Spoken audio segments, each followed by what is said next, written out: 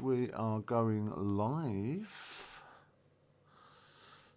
So, yeah, what a start to 2021 we've had. So,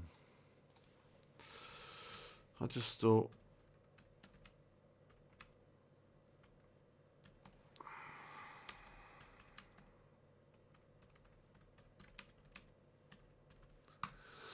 hello, people. So, the first stream of 2021. I hope everyone's doing right and doing well, doing all right. So, yeah, it's been a crazy old 2020. So, let's see if 2021 can be any better. I'm sure it will be. But I've got to wash my cup. Look at the state of that. Jesus. So how's everyone been? I've got a hair on my mic. Ooh. So yeah, first stream of 2021.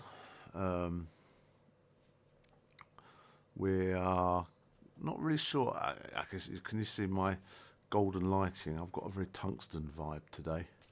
So yeah, very tungsteny.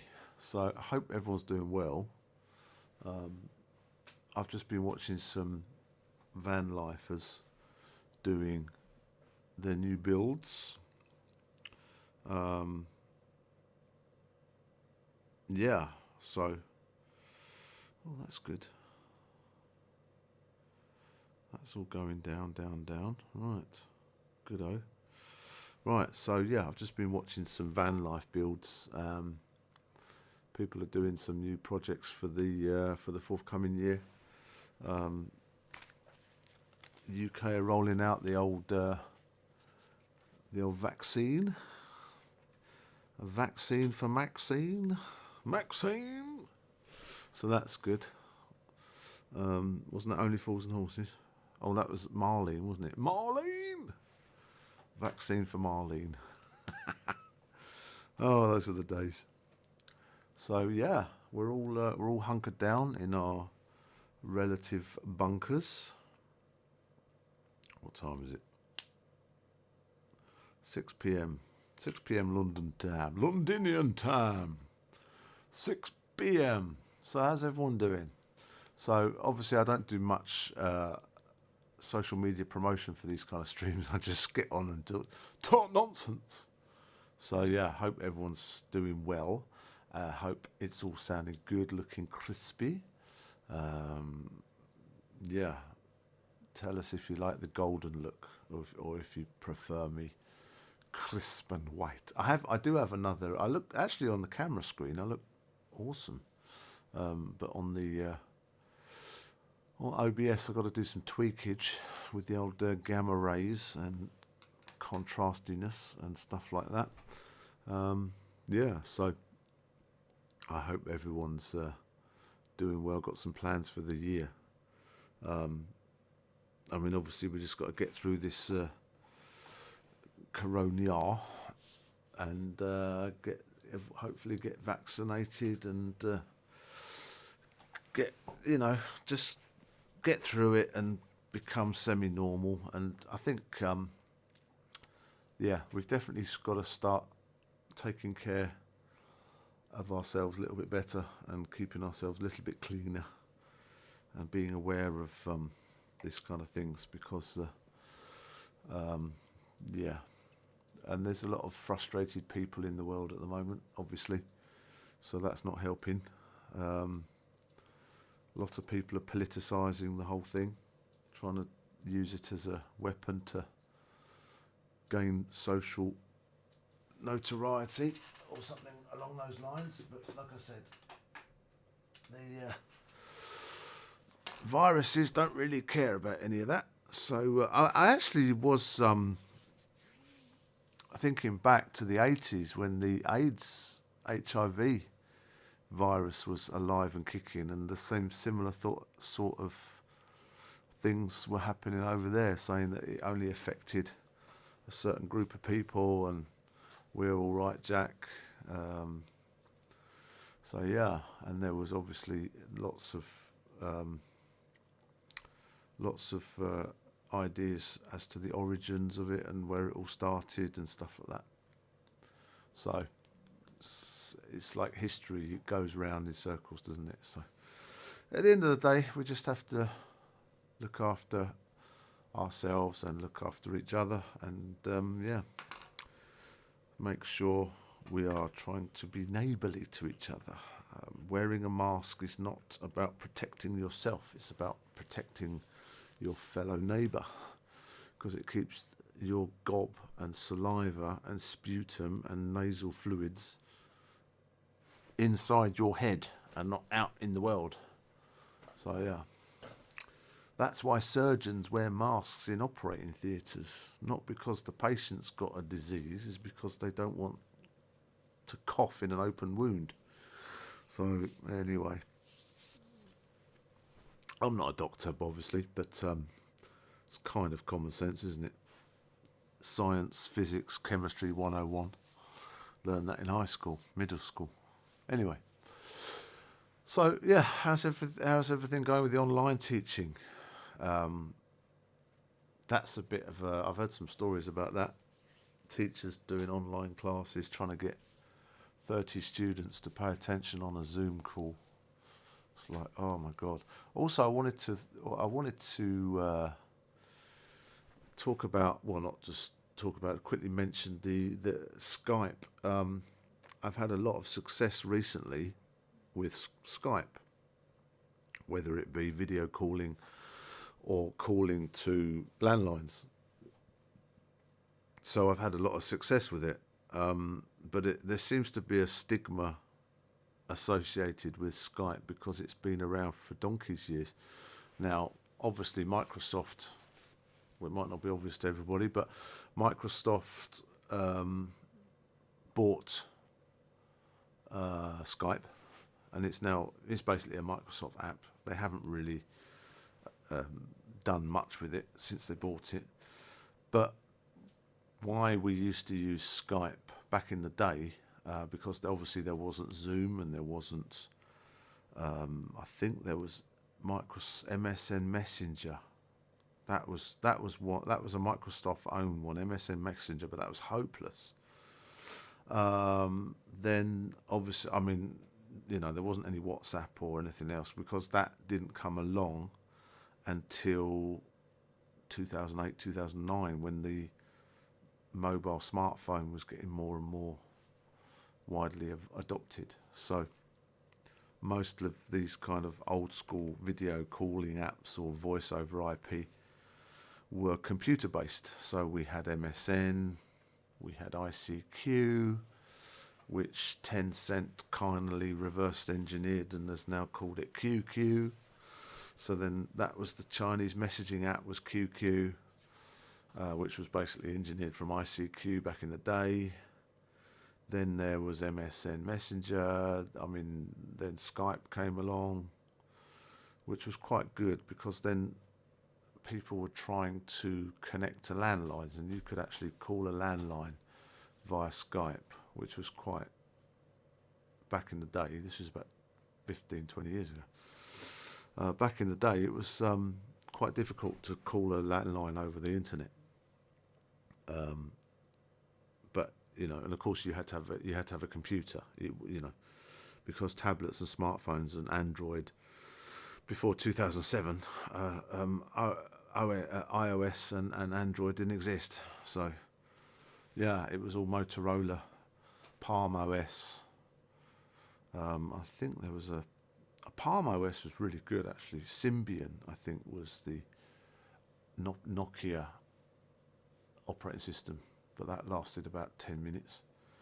But Palm OS, I remember when that got launched at CES about 2008, 2009, I think it was, I can't remember. But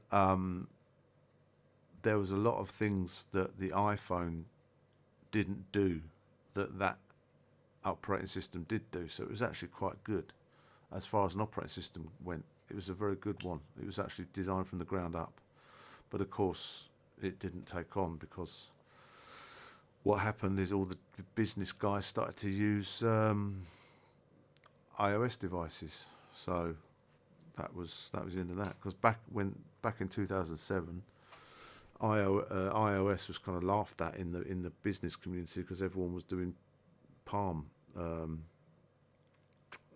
BlackBerry. They were doing BlackBerry, and BlackBerry had their old. I think they had the BlackBerry chat, wasn't it? BBC or something. I can't remember, but they had their own chat app, whereas you could talk to two people who had Blackberries for free. You could send them messages, because that was the day when people still cared about their 100 free texts and 99 minutes of free calls on their plan. Now it's just data. Just give me data. I don't care about any calls or any any cellular service. Just give me data. Give me 4G, and I'll work it out myself. So yeah, it's all. I remember when unlimited data was the big thing. Oh, unlimited data, and that soon got knocked to the wayside because everyone was just caning it, and all of a sudden these network companies realised that, hang on a minute, they're going to swamp our system. So they started to cap it at 10 gigabytes or 25 gigabytes. I think was the massive one. There was a big uproar, and a couple of people I think got grandfathered in on their contracts to unlimited data. But there's not many true unlimited data plans out there, I don't think. EE in the UK is supposed to be pretty good with data, so I might inquire about that next time I'm over.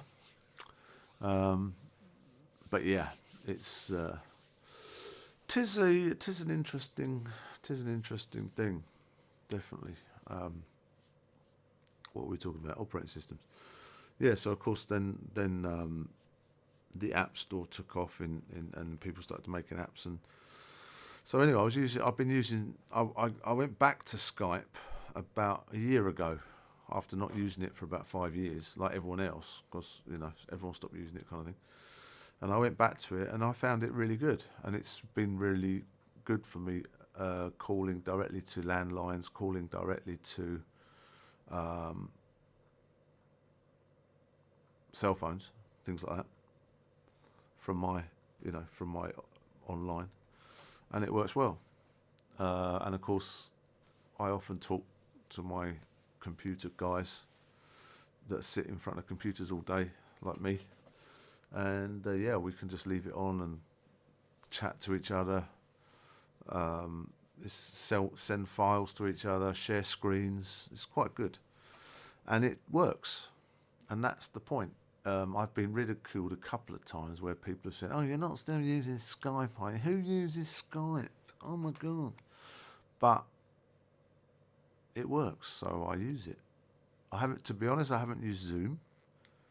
I haven't needed to use Zoom. Zoom was definitely the right place at the right time.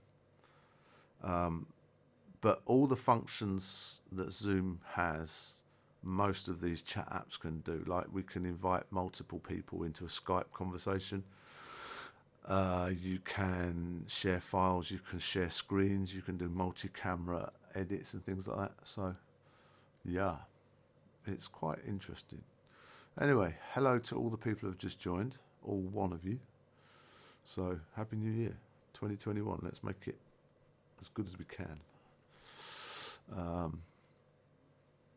I've got a light coming through the post tomorrow.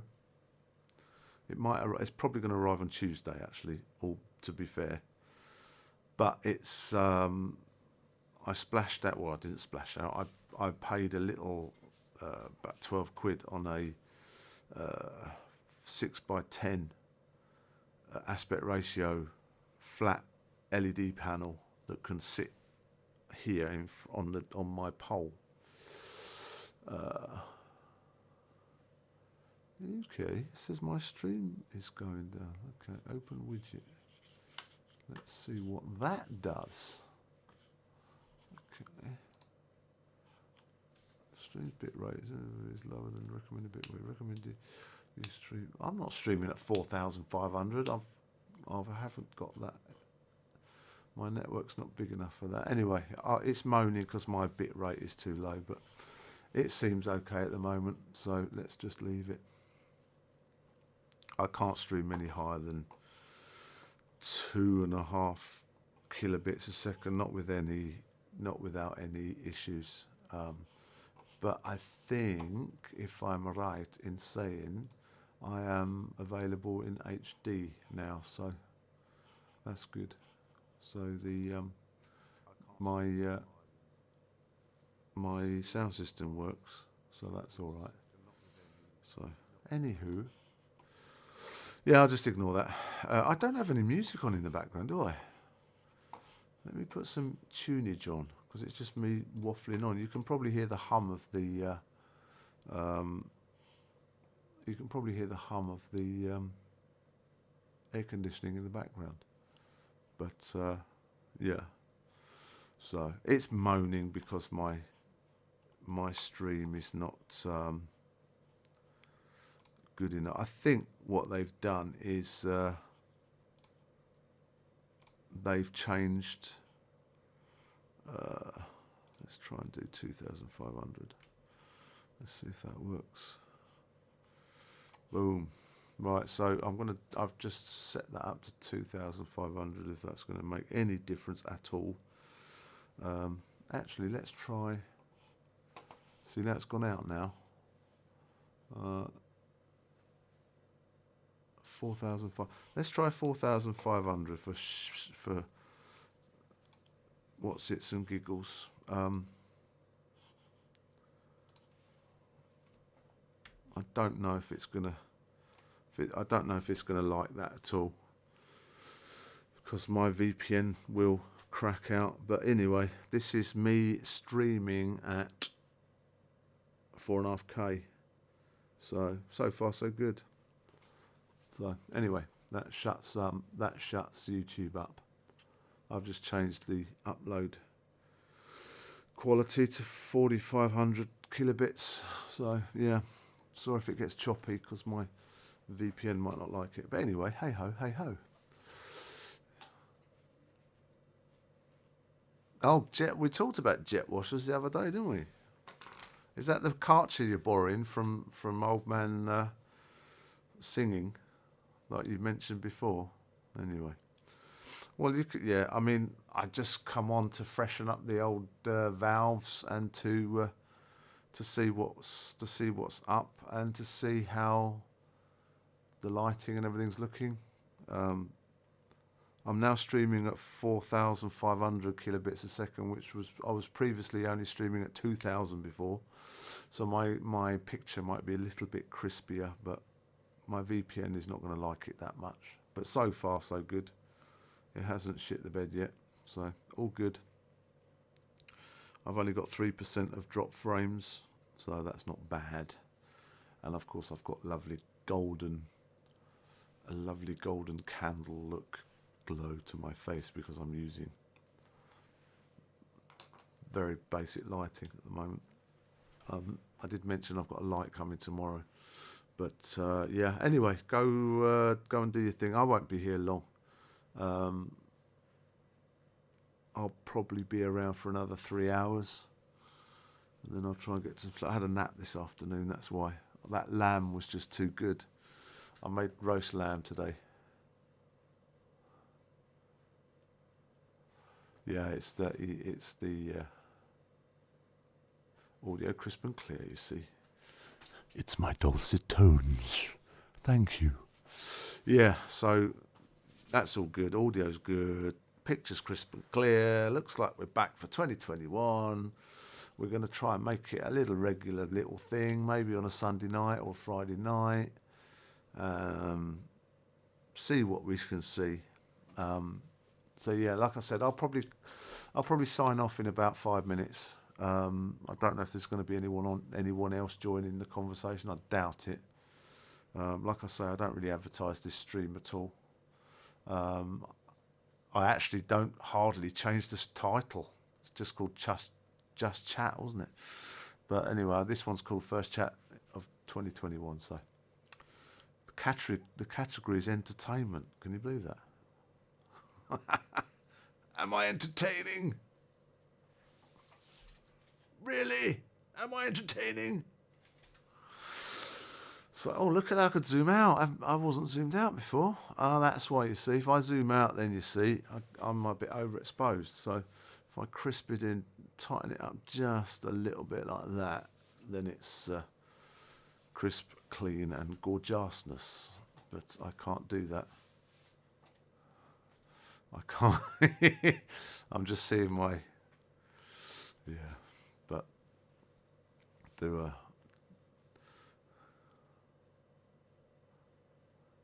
yeah, cool. Well, it is, well, I mean, all my streams are rants, aren't they, really? Because I'm just a grumpy old man now.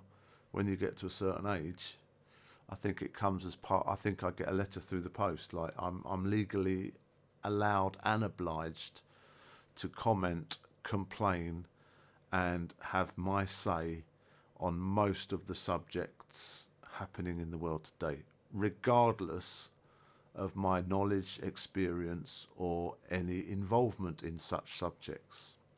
So I have been given this permission to put in my two penneth, as they say. So that's what we could call it, the Sunday rant, because there is a guy who's got a van lifing channel. He does his name's Ant, and he calls it Ant's Rants. But the problem is, what he rants about is like, oh God, dude, read a book for God's sake. It's funny when people say something and then they say it's true. You can look it up, and like you think, well, where did you look it up? Facebook. It's like, give me a break. I mean, I do like, to be honest. I try to say. I've actually cut my eyebrows today. Can you see that? I just ran the doodah across them, zoop zoop, because I was becoming like one of those physics professors where they were coming out like this. So I thought, oh no,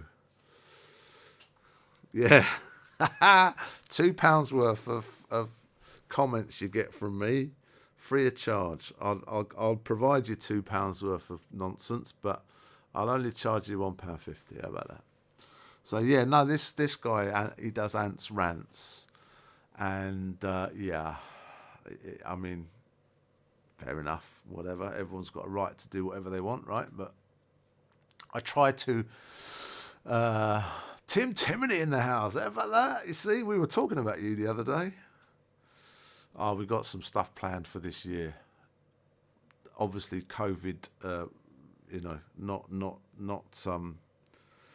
notwithstanding, get that out of the way first. But we have got some plans this year. We're looking at we are planning.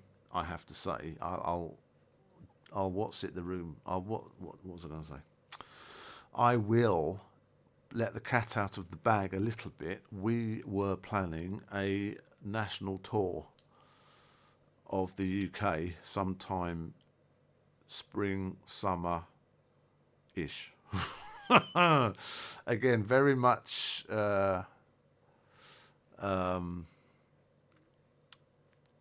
yeah, thanks very much, Tim. That's fantastic. Really glad you could join us for Christmas, because that was a good bit of fun. I was supposed to be.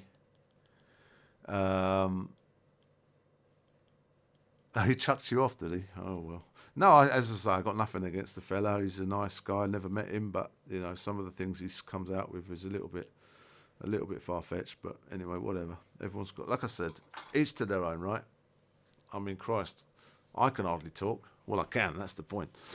But yeah, no, it's great to have you along for the Christmas stream, because that we put a lot of time into that with the decorations and cooking the turkey. It came out well. Sonny had a great time, and it was good. And considering that, to be honest, Tim, I watched quite a lot of Van. I'm actually, look, there you go. Hang on, let me just go here. If I can share my screen. Can I share my screen anymore? Oh, it's down here, isn't it? I've moved it. There you are. That's wrong. That is the wrong thing. Hang on, give me a bit time. We want this one, and then we want monitor 1 to change to monitor 2. There we go. So I'm watching this. Christ, what's happened to my face here? Hang on. So this is me sorting out my crap live on the air, when I actually should be doing this before I hit start But there you go. So yeah, so I've been watching this van life channel. This one is called Overlanding Sophia, and apparently these guys are about to do Africa. Yeah, so apparently Darkened Room is out to borrow a Karcher jet wash. How about that? So let's see if we can get some video of the jet wash in action, so we can put up on the screen a little bit later. That would be good, eh? Hint, hint. Right. So yeah, talking about the Overland channels, I've been watching. This is what I've been watching at the moment. Overlanding Sophia. Slim Potato Head. Don't know if you've heard of that one. Oh, this girl's great. She's called. I can't remember her name. Terry, I think she's got one of these male names, Jackie, Terry, something like that. Anyway, I can't remember. But it's a sustainable channel. Guildbrook Farm is the name of the link. Let me zoom the doodah up so you can see the name of the channel. But yeah, she does. I'm learning how to. What's the word? I'm learning how to pressure can stuff. Pressure can potatoes. She does a lot of sustainable ones. She's got like a pantry and stuff that she's sustainable ones. But yeah, she does meats, canned meats and stuff. They're not so much preppers as such, but they just live out in the sticks. Socks with sandals. Yeah, of course I like Socks with Sandals, but he's funny. He's funny. Dave 2D for my nerd things. This guy, you've got to check this guy out. This guy's called Rather Be Welding. Again, I because my VPN is mostly set to USA, I do get a lot of American and Canadian channels. So I do find the UK van lifers okay, but some of them are. Some of them are better than others. Let's just say that. I like the building ones. I like the guys that build stuff, right? So HuTube is good. HUGH, HuTube. My DIY nomads. Then there is who's building Hubnut. Have you watched Hubnut? He's a good guy. If you like old cars, Hubnut is a good guy to watch. Kind of similar to Socks with Sandals, but he doesn't live in his van, but he just collects loads of old cars.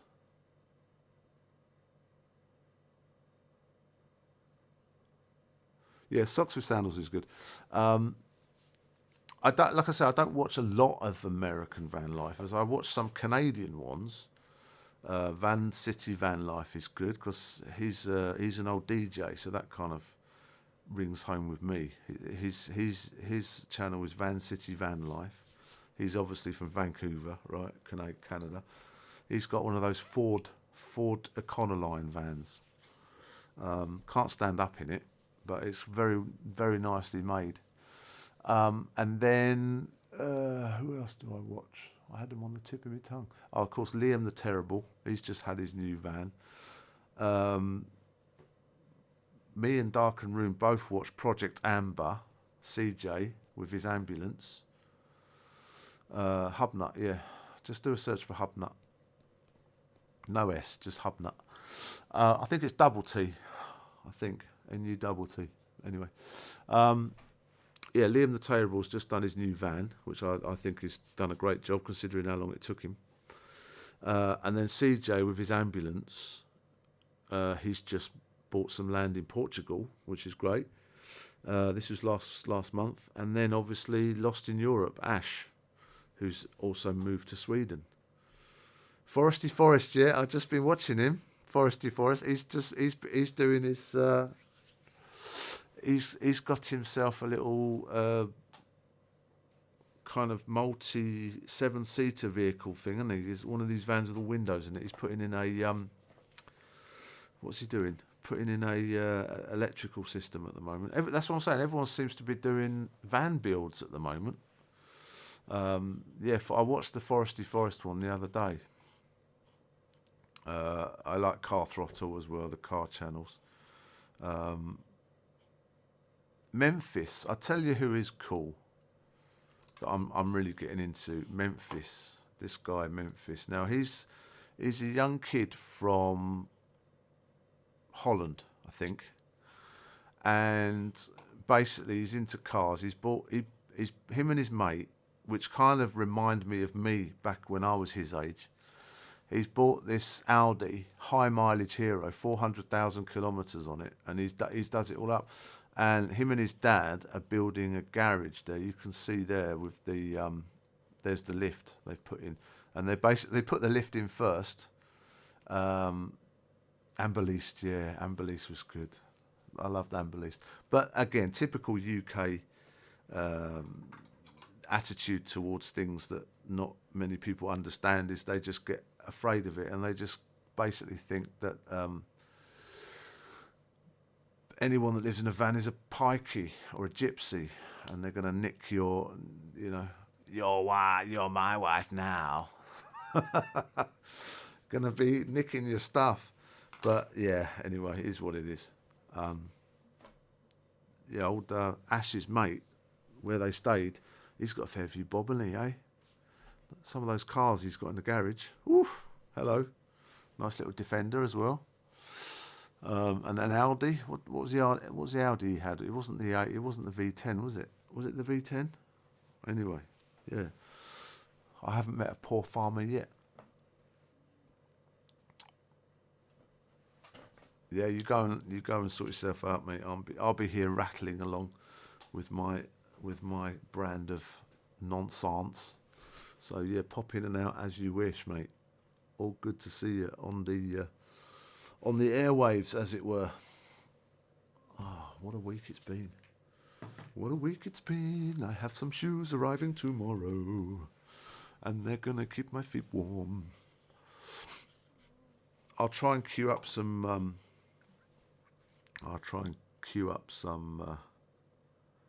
I'll tell you who I do like as well. Oh God, I've got so much stuff that I watch. Far too much. I am lucky in the fact that I don't watch cat videos or things like that. So a lot of my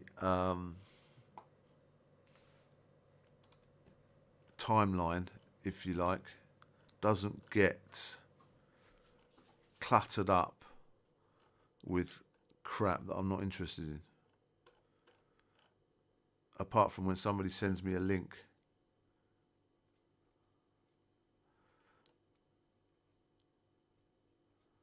Oh, he rents off the farmer. Yeah, okay. Comfy Living. I haven't seen Comfy Living. I'll do a search for that now. I will do a search for that. Yes, like I said, I like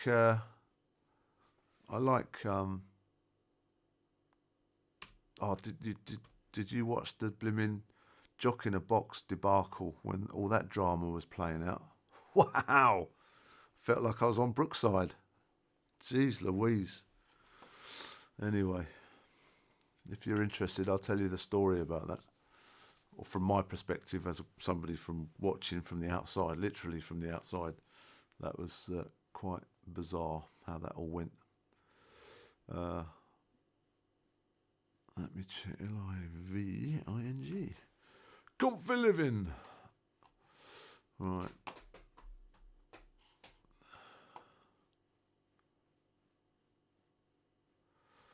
Blimey, these guys look serious, don't they? Jesus.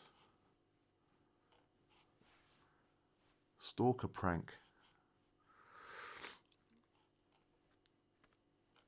I've never seen these guys. I shall give them a watch. They definitely look like the... how's that for a homepage? Bangers and mash, sausage sandwich, hats with ear defenders on, road trips. Yeah, could get into that. Comfy living. I mean, what we had an idea that because I've got some friends dotted around. Um,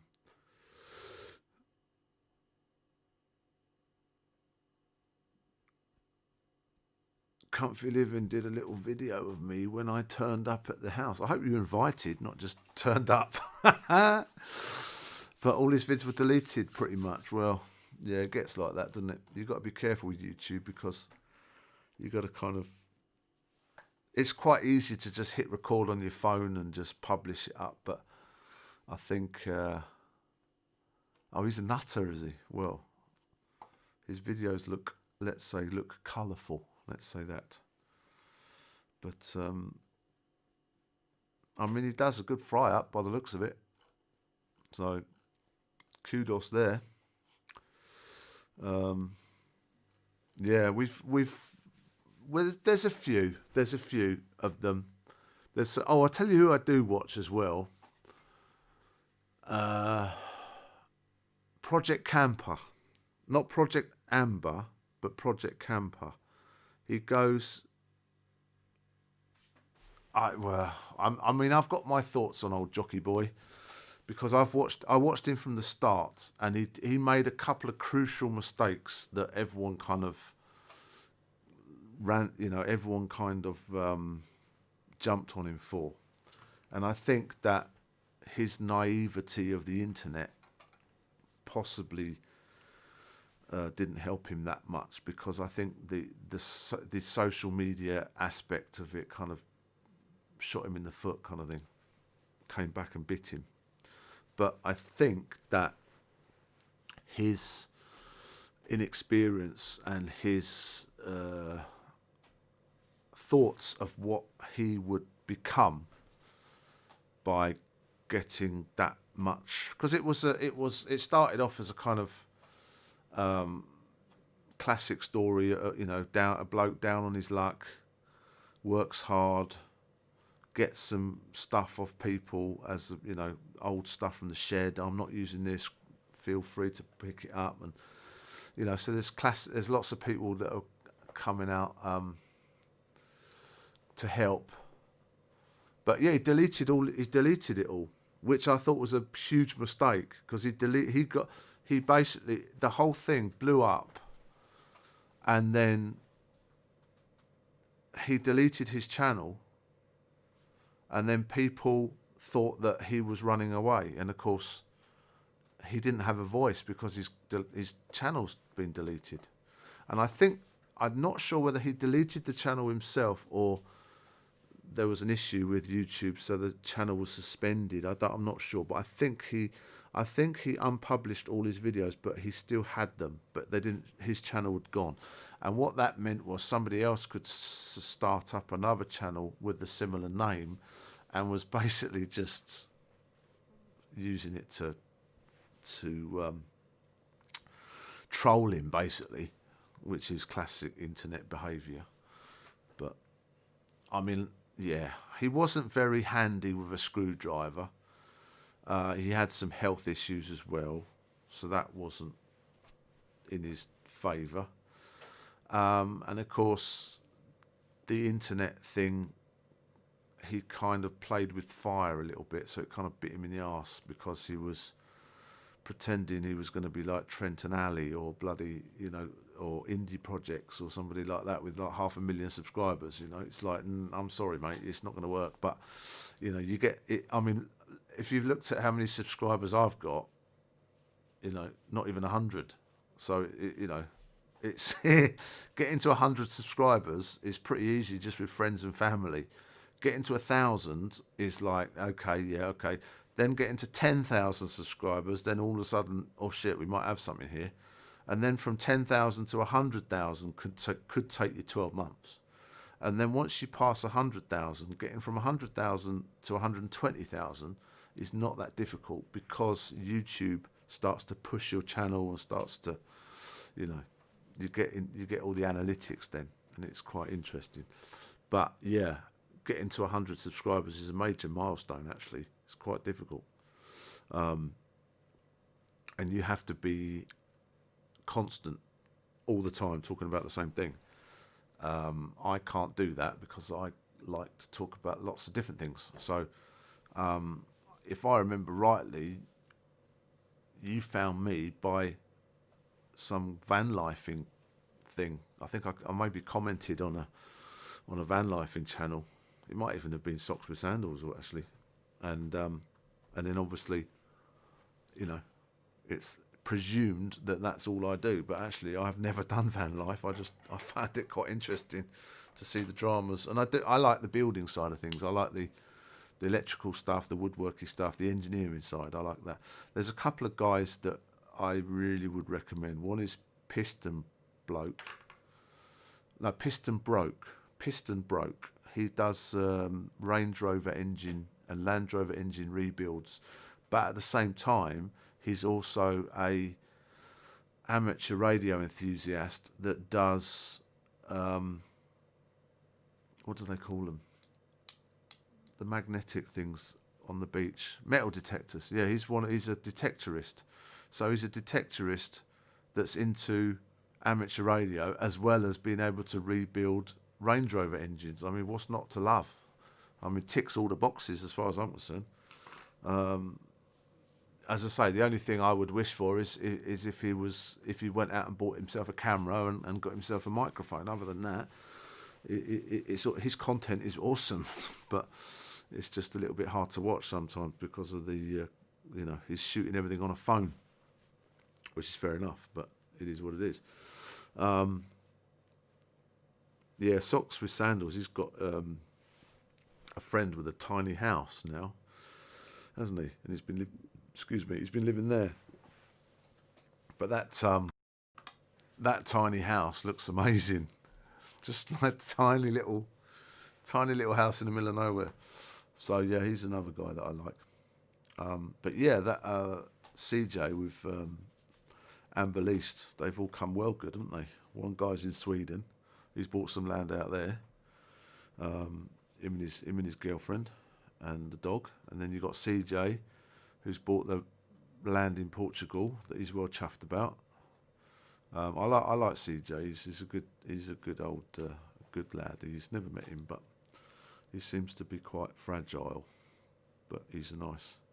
There's a couple of other guys that are quite leery and loud, and I'm awesome when it But then a lot of it is a show. It's not real, is it?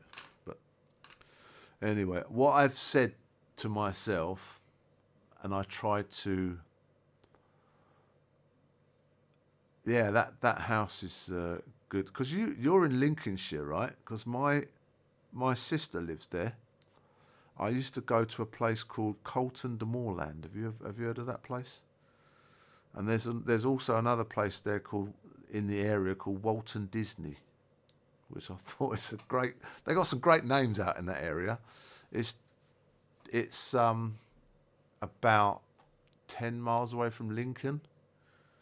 And then you've got, is it Biggleswade? I don't know, but anyway, it's along there. Oh, Biggleswade is where the Sainsbury's is on the roundabout on the A1. Yeah, it's a secret location just off the A26. Yeah, I've heard that joke. That's funny. But yeah, because Gadget John, yeah, Gadget John. Been watching. I've actually watched his video today. He's on the way back from Portugal, and he hooked up with Martin. Martin got sold a right old duffer, didn't he? That blimmin' duffer with the leaky roof. He met a right old geezer selling him a dodgy camper van with a roof like a sieve. But anyway, he deserves some good luck this year. He's probably going to do some good stuff this year. Who else do I like? Oh, Savage Rebuilds. Have you seen those? Seen that channel? That's another one. He basically goes out to Copart and buys lots of dodgy cars and flips them, does them up and flips them.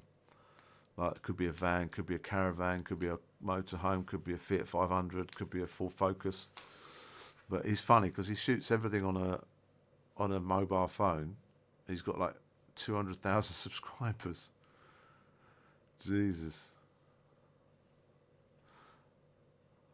Oh, so you've been in a van for 25 years. Wow. Okay. So why haven't you got a YouTube channel then, Timmy? Oh, Pennine skiing. Well, that's okay. Well, I'll tell you what, because what we were gonna do this year, COVID compliant, depending on how everyone's going to get their vaccine and everything else. Yeah, I mean, geez, moly. I mean, it's a nice van, and apparently the cost of vehicles out there is ridiculous, and you have to have a Portuguese registered vehicle. Otherwise, it's kind of like Ibiza, because I had a friend who lived 6 months in Ibiza, and you can't, if you drive a car over from the UK, you can only leave it there for 6 months, and you have to take it off the island, apparently, unless you buy an Ibiza registered car, which are like twice the price because of the tax or whatever it is. I'm not sure, don't know. But it's a pain in the backside, apparently. So, of course, if you wanted to buy a motorhome in Portugal, you have to go through a lot of crap or spend 50 grand. And, of course, you know, who's got that kind of money?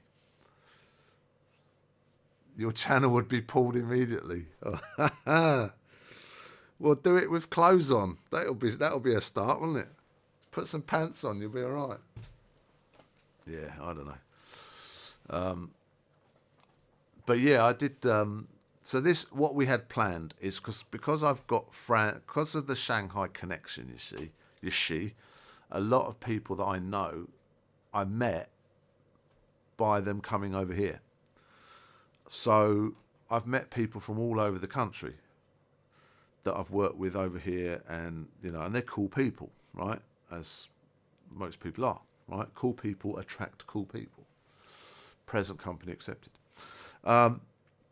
So basically, what happened is my idea was, right, when I go back to the UK next year, or this year, sorry, with Sonny, then the plan was to go and see these people, right?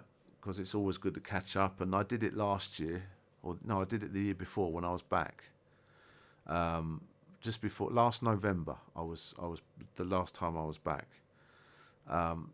November before last year, and I went up and saw them, and it was really great. We had a really great time, right? So my plan was to drive from my house, which is south. I live down south near Gatwick Airport, so my plan was to drive from there to the first friend's house and stay in a guest house, and then drive from there to the second friend's house, and then the third and as it goes on, right? And it turns out that I've got friends in Oxfordshire, Shrewsbury, Manchester, Scotland. Oh, and also Lincolnshire. So I was having a chat to my partner in crime, Darken Room, on this channel. And then I thought, well, hang on a minute. I've got people that I'm talking about all the friends that I've made over the years that have come to Shanghai to do some work, and have now since obviously gone back to the UK. I'm still here, so when I go back, I want to go and meet them again, right? Because I haven't seen them for a while. I've talked to them, but I haven't seen them for a while. So the plan was, because a lot of them have got kids, so they can't travel, and I don't. So it's easy for me to go and see them than it is for them to come and see me. So I thought we'd make a tour of it. So the idea is to drive up the west side of the country, all the way up to Scotland, the north point of Scotland, and then drive down the east side of the country, and then arrive back home and have it as a 10-day tour kind of thing. Now, obviously, I won't be doing it in a van, right? So I was going to do it in bed and breakfasts, hotels, and Airbnbs, right? So kind of like a tour without the without the headaches, that kind of thing. Darken Room, he wants to go to the north tip of Scotland and stand on the beach and have a fry up or a cookout, possibly a night out camping, because we were going to go to Loch Ness and go from Loch Ness further up on the west side of Scotland, where there isn't much about. On the east side of Scotland, you've got the A1 that goes all the way to the top, but on the west side there isn't much there, right? So I was looking at staying in a Premier Inn every time, so I would basically be hopscotching from one Premier Inn to another one all the way up and down the country as a bit of glamping. And we were going to take a couple of cars and we were going to do a tour. So he's got a Range Rover and I'm going to buy a car, and again I've yet to decide what car I'm going to get. And then we were going to do a convoy all the way up and a convoy all the way down, and we were going to take 10 days.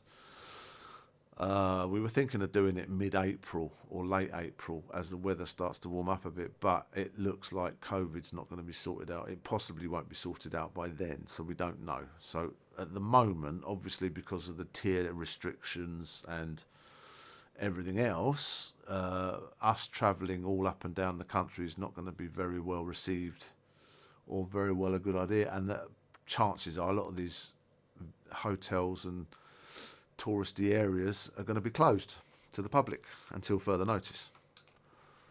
No, I haven't. Paul probably has. Darken Rooms, he's probably heard of that. I haven't. At the moment, this is the plan, you see. How I formulate my plans is I start off with an idea, then I try and work out whether it's feasible. 9 times out of 10 it always is, because nothing's impossible, right? Nothing's easy, but nothing's impossible. So then I try to think, okay, well, let's work out how we're going to do it. To me, it's more of a case of how we're going to do it and where we're going to go, and plan our route. I don't think we're going to go south, although have you heard of Lundy Island off the coast of Devon? Apparently, never been there, but apparently that's a good tourist where all the seals are. You can go onto the island. There's a daily ferry, or a couple of daily ferries, I think, and there's even a helicopter that can take you there. Anyway, that was an idea, but then that would take our trip kind of all the way back down and then all the way back up again. So we're going to start from kind of London-ish, Gatwick-ish area, Sussex-Surrey border, to make it convenient for us, right? And then we're going to go up this way up that way towards Oxfordshire, then across possibly over here towards Wales, somewhere over there, and then from Wales up to here, Shrewsbury, and then from Shrewsbury carrying on up to Manchester. Manchester, then we're a free agent. I don't know anybody up apart from somebody in Glasgow. So we were going to go up to Glasgow, and then from Glasgow up to Loch Ness, from Loch Ness up to this place where the beach is on the northern tip of Scotland, and then across down to Aberdeen, or is it Edinburgh? I think it's Edinburgh. Then further down, Newcastle. Excuse me. Then there was the famous. After Manchester, we've got to do Blackpool, because we haven't been to Blackpool. Lundy Island. So these are all plans, and I looked at a guy who had a YouTube channel. Darken Room will tell you the name of the channel because he knows it. Basically, it's a guy and his mate driving around the British Isles on a boat, like an RNLI lifeboat, and he's driving around the coast of the whole of the UK. And of course, he went off to Lundy Island and then day trip there. They've got lots of guest houses there, and they've also got lots of seals, and I think they have 35 full-time residents. I'm not sure how many, but stuff like that I'm interested in doing. But there's going to be 4 of us, so we've got to be a little bit sensitive to the groups abilities to do the craziness. So glamping, I would say, would be something that is acceptable to the group. But if it gets too crappy, and then also as well, we're going to be at the mercy of the British weather, so that's going to be a bit mental. So if it starts raining or it starts whatever it is, then oh my lord, that's going to be a nightmare. But we'll see. That's the plan anyway. So where exactly we go, and from where to where to where. Yeah, was it Harry? Yeah. So we all watch the same videos. I'm guessing we all watch all the same videos. There's probably a couple that I haven't seen, a couple that you haven't seen, but pretty much all the YouTubers that have anything half decent to say, we watch them. But yeah, this I never saw him before, but Dark and Room gave me his link, and I watched a couple of him. I thought that's quite cool. Bit hardcore for me, but it's a great idea. We're probably going to be doing a similar thing, but not so detailed. But we're going to be doing hopscotching to areas, checking out the area for property, because I'd be looking at property out there, because I haven't decided where I'm going to live yet. And then seeing some friends, obviously. And in between that, we go out and do, like, apparently there's the world's fastest zip line in Wales. I think Paul's interested to go on that. So we're going to do a detour and go to that. And then I'll wait at the bottom with the jackets, and he can zip down to his heart's content. And yeah, so things like that. And then obviously the plan is to have it comfortable, stress-free. We want to limit the driving to about 4 hours per day, if possible. I know you can spend 4 hours just on the M25 around Heathrow Airport with the delays. But once you get past Shrewsbury, the roads tend to kind of open up a little bit. It's only the south that's a nightmare with traffic. Well, I say that. I mean, Manchester's pretty heavy. But, yeah, that's the plan. So the final destinations, we haven't decided yet. What we're doing is we're just basically looking at a map.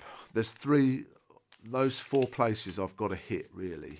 Obviously, because I've got friends there. So it's going to be a hot meal, a nice warm bed, and a catch-up, right? And a nice pub lunch. And then it's back on the road. So that's going to be good. But the rest of it is open to our interpretation, wherever we want to go. We haven't got any friends there. We might arrange a couple of meetups. No, I've only got one passport. Yeah, I have only got one. I've got a residence permit in both permanent residence permits, but not not dual nationality. I've just got I've got a green card for where I am now, and then obviously the passport for the UK. Sunny will just be travelling on a visa. She doesn't have a British passport, so she'll be just on a visa. That's another thing. She's got a 2-year visa at the moment, but her visa runs out in April. So we need to work out what the situation is with that. She's allowed to stay for 180 days each time, but I'm not sure if the 180 days is only counting if your visa is valid for that much. In other words, you can't go in the last day of your visa and then stay for 180 days. I don't think you can do that. I think your visa has to be valid all the time you're in the country. So that means if she comes in April, her visa will be valid, but it will run out in April. So they won't give her the time needed to stay there. So that's something that we're going to have to fix over here in the embassy. And again, during this COVID nonsense, there might be a lot of rules that are changing daily, because they seem to be having meetings every week and coming out with new regulations and new rules, which is understandable, but it's just the way it goes. So everyone's doing this for the first time, aren't they? So the visa situation, I mean, I've heard now that it's going to be mandatory testing to get to the UK. yeah, again, like I said, travelling in Europe now is going to be different because we're now an independent nation. Again, I didn't vote for that, so you guess what you pay for, right? You want democracy, you want free votes, you got to take responsibility for them. You can't vote for something and then realise, oh, it's not a very good idea, and then change your mind. It's not how it works, unfortunately. It's a bit sad that the fact that a lot of people voted on information that wasn't necessarily true. So that's kind of not the way. But then that's how Trump got into power anyway. So politics is always like that. So anyway, hey ho, it is what it is. We make the best of it, right? So basically, yeah, I'll just be travelling to the UK. I'm not worried about Europe at this stage. It's probably easier for Sonny to get a European visa. Uh, I mean, back in the day, it was quite easy to get a Spanish visa and then travel to the UK on that Spanish visa, but you can't do that now. So now you have to get an English visa. And again, we don't know the situation with the borders at the moment, so they might shut them. They are saying that everyone coming into the country needs a COVID negative test, which is fair enough. We've needed that here for the past 6 months. So actually, it's harder for me to come back than it is to go home at the moment. If I go home, I'll need to have a negative test and quarantine. If I come back, I'll need a negative test and I need to quarantine for 14 days plus 7. So it's 14 days in a hotel, 7 at home. And then I get tested every 2 days. So, well, again, like I said, I didn't vote because I was here. My sister voted. I think immigration was a big thing on people's minds at that time. There was a lot of media coverage of that. I mean, I don't know if you saw them on Channel 4. There was these documentaries on Channel 4 or Channel 5, Broken on benefits and all these kind of true to life, where all the Eastern European people will come over, sign on the dole, and then they'll get their family over, sign them on the dole, and then all of a sudden there's like 7, 8 people living in one house, all claiming benefits and all sending the money back home to Eastern Europe. And of course, I was watching that and thinking, Jesus Christ, but you can't have a blanket stop on immigration just because of those people. You need to reform the way people can claim on benefits. And again, and now you can't, any immigrant that comes into the UK can't claim benefits unless they have a right to remain visa. So if they're a full-time resident with a right to remain visa, then they can claim benefits just like the other British citizen. But anyone from Europe now goes to the UK, they can't claim benefits. I'm not sure about the NHS. I'm not sure about that, because Germany has a similar issue where they have health tourism, where people go to Germany just for checkups, and mostly from Eastern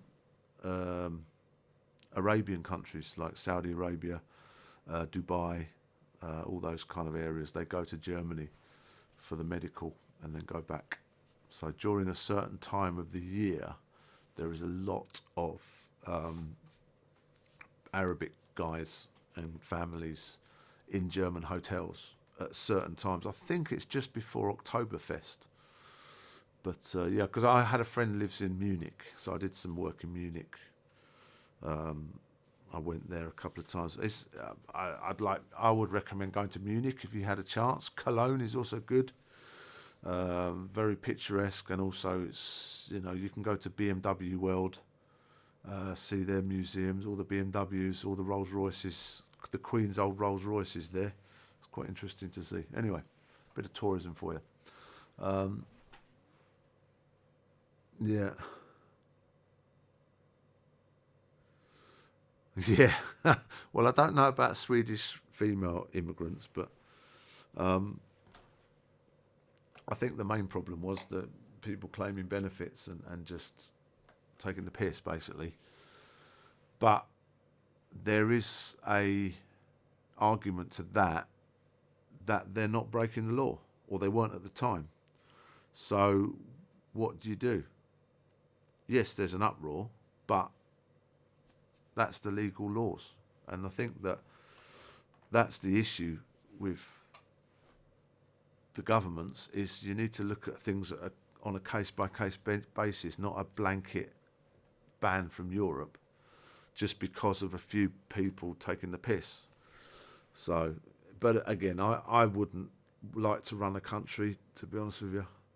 I say to everybody that has issues with governments, whether it be a communist government or socialist government or a conservative government or a Labour government, doesn't matter. Anyone that has a problem with it, I would ask them, what would you do? What's your solution? And at the end of the day, if it's a good solution, then I will be the mouthpiece for that idea. And but the problem is, a lot of these solutions are based on untruths and rumours and people's ability to feel scared because they don't know enough information to make a judgment on a basis that is from an intelligent area. They're just, it's just media headlines. It's crazy, but it is what it is, right? We're all love thy neighbour. That's what I say. Treat people how you want them to treat you, and you'll be fine. The thing is, right? Okay, you say that, but really, would a Rolls Royce do the job to be what you do? Because at the end of the day, the biggest selling Rolls Royce at the moment is the Ghost, right? And the most popular model of the Ghost is one where it's completely standard on the outside, with plain, even the wheels are plain, but on the inside it's optioned to the mofo. So you've got everything. It's optioned to whatever. They're big sellers, but on the outside it's plain Jane. So the point, if you're going to rip out the interior of it, which is basically where all the goodness is, you're basically driving around in a 7 Series BMW with a body on the top, no? So I think I would like to do a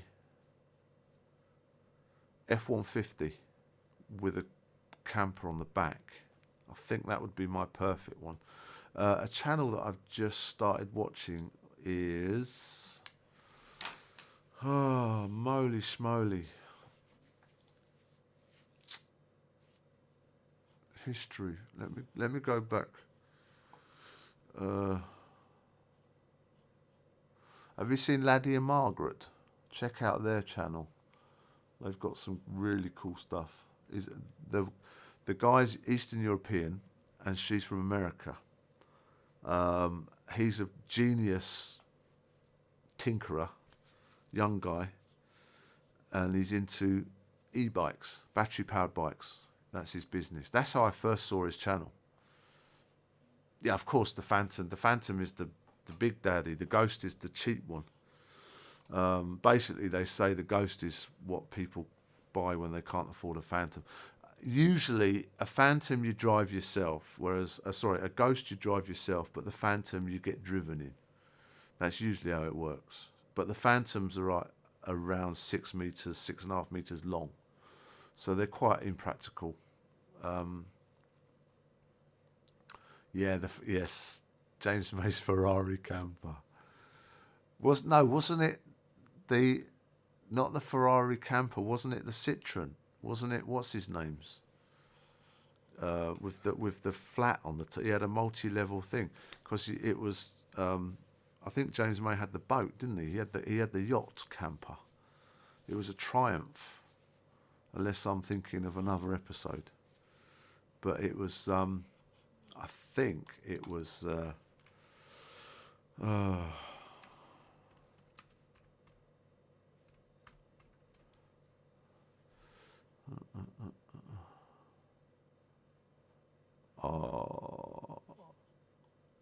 Let's see. I should have got some background music, shouldn't I? Let's see if it's here. It's this one.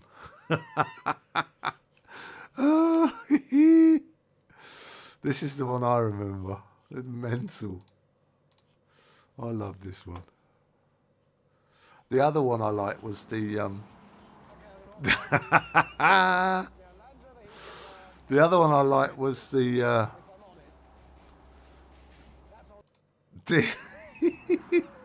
this is the favourite bit. Oh my god. But yeah, it's kind of like that, but on an F350. Or a Luton van. I wouldn't mind a Luton van.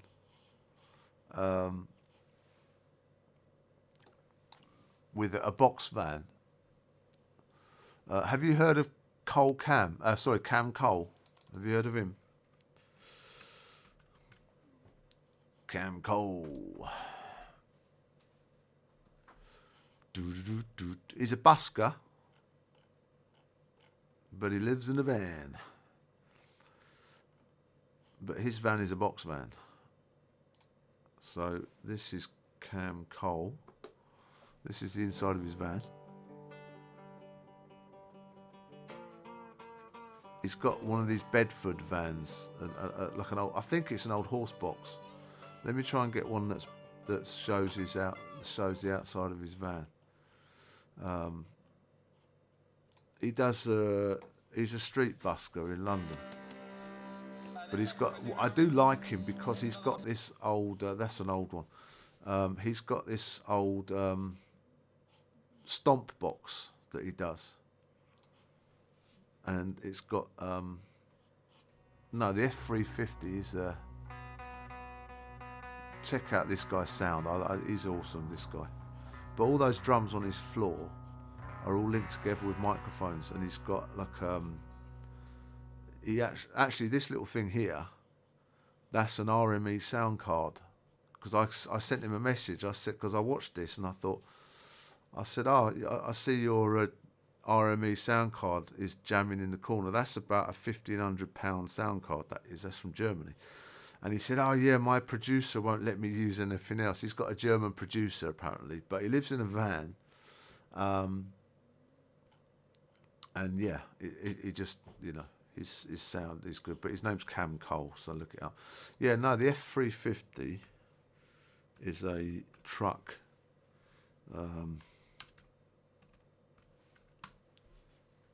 With a box van on the back.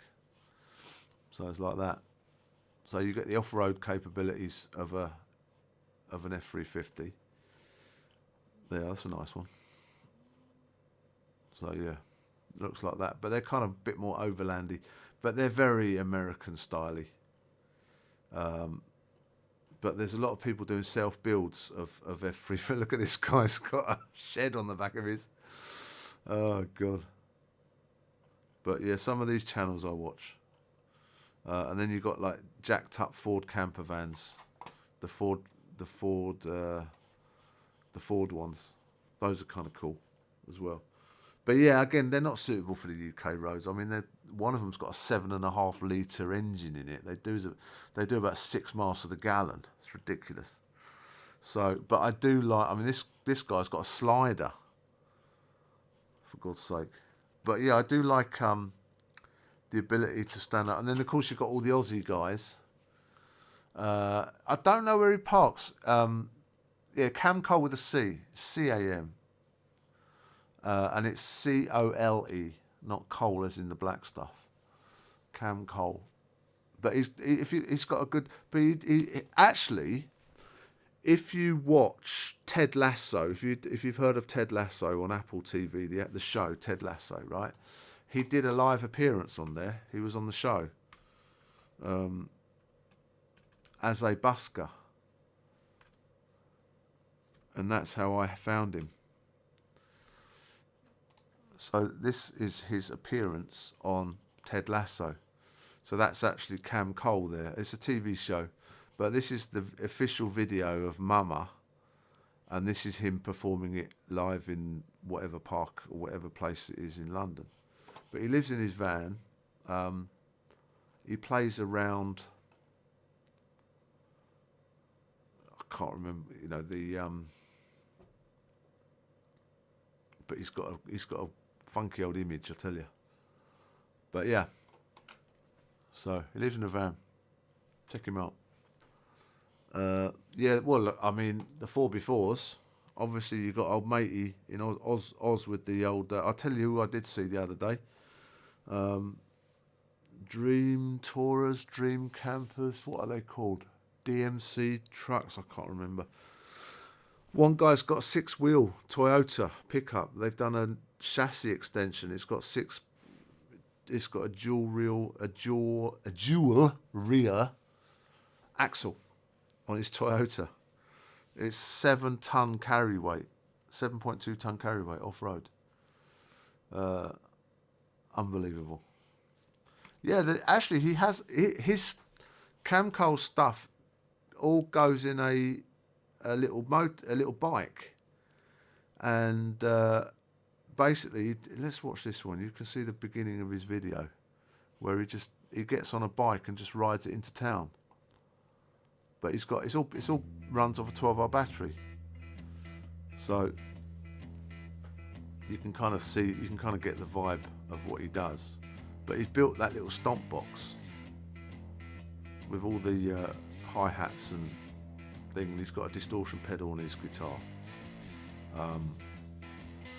I mean, once you've heard about 3 or 4 songs, you've heard them all. But yeah, he's been on Ted Lasso, but that's his van. Check him out. I mean, his image suits the van, but he's got one of these little trailers that he pulls on the back of his bike. He's got amps and speakers that he plugs into a 12-hour battery, and yeah, he's off to the business. But all his amps are all done; they're all rigged in properly, so he's got a good sound. And he's actually got an album out, and yeah, it's very well done. It's a very well produced album for sure. And I spoke to him. I said, "Oh, you know, I'm surprised to see a busker with an RME sound card, because it's pretty high-end gear. Even I haven't got one of them. I mean, he's got all these foot pedals and everything." He said, "Oh yeah, my German producer wouldn't let me use anything else." So he's obviously got some people behind him doing productions. So subs, what you mean speakers? I don't know. I don't know how many subs he uses, but he's got. Oh, this is another guy I like, William Griffin. He basically builds out garden rooms and outhouses and stuff, and he knocks them up really quickly, and they're really good looking, perfect for an outdoor, you know, a garden studio or something like that, or cinema, garden cinema. That would be good, isn't it? But yeah, they're about 10 grand though, unfortunately. And this is another guy I like. He's got an off-grid solar system. Off-grid living. So he's building a solar box with all his batteries. So yeah, we kind of all watch the same thing. But yeah, Cam Cole is definitely someone to look out for. He's quite cool. And then obviously Rather Be Welding. This is another one of my favourites. This guy's called Rather Be Welding. American kid, shit hot with a welder, unbelievable. And he does. He's building a go-kart. He also does his own lathing as well. I don't know if you're a fan of this old Tony, but you know, kind of a Colin Furze kind of thing, but not so child orientated. But yeah, he's a young kid. He builds go-karts and like off-road vehicles out of basically tubular steel, and just wow. Oh yeah, you got to get on this. You got to get on some of this, man. There's some real gems I found.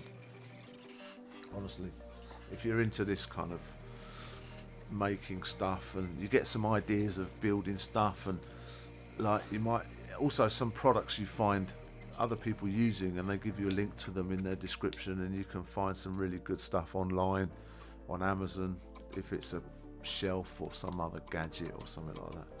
So that's kind of cool. But yeah, this guy's making what's he doing? Let's see what he's doing. He's doing something. He's doing a. He makes everything. He makes his own steering racks, brake pedals, everything. It's nuts. This is a new He makes his own gearbox of my old with reversing gears on a motorbike. Another one is this old Tony. Manual version. This is the automatic version. The old style has that He's this bloke, this old Tony. He does a lot of tool hacks and things like this, 3D printing, mini lathe, a lot of machinist work. He's a machinist, but you can see his gear. But he does it in a not a nerdy way. He's got a very good sense of humour, and his videos are very well produced. But yeah, this is mental. You never see his face either. He does the whole thing with his hands like this. But he's very funny, and his editing is very good.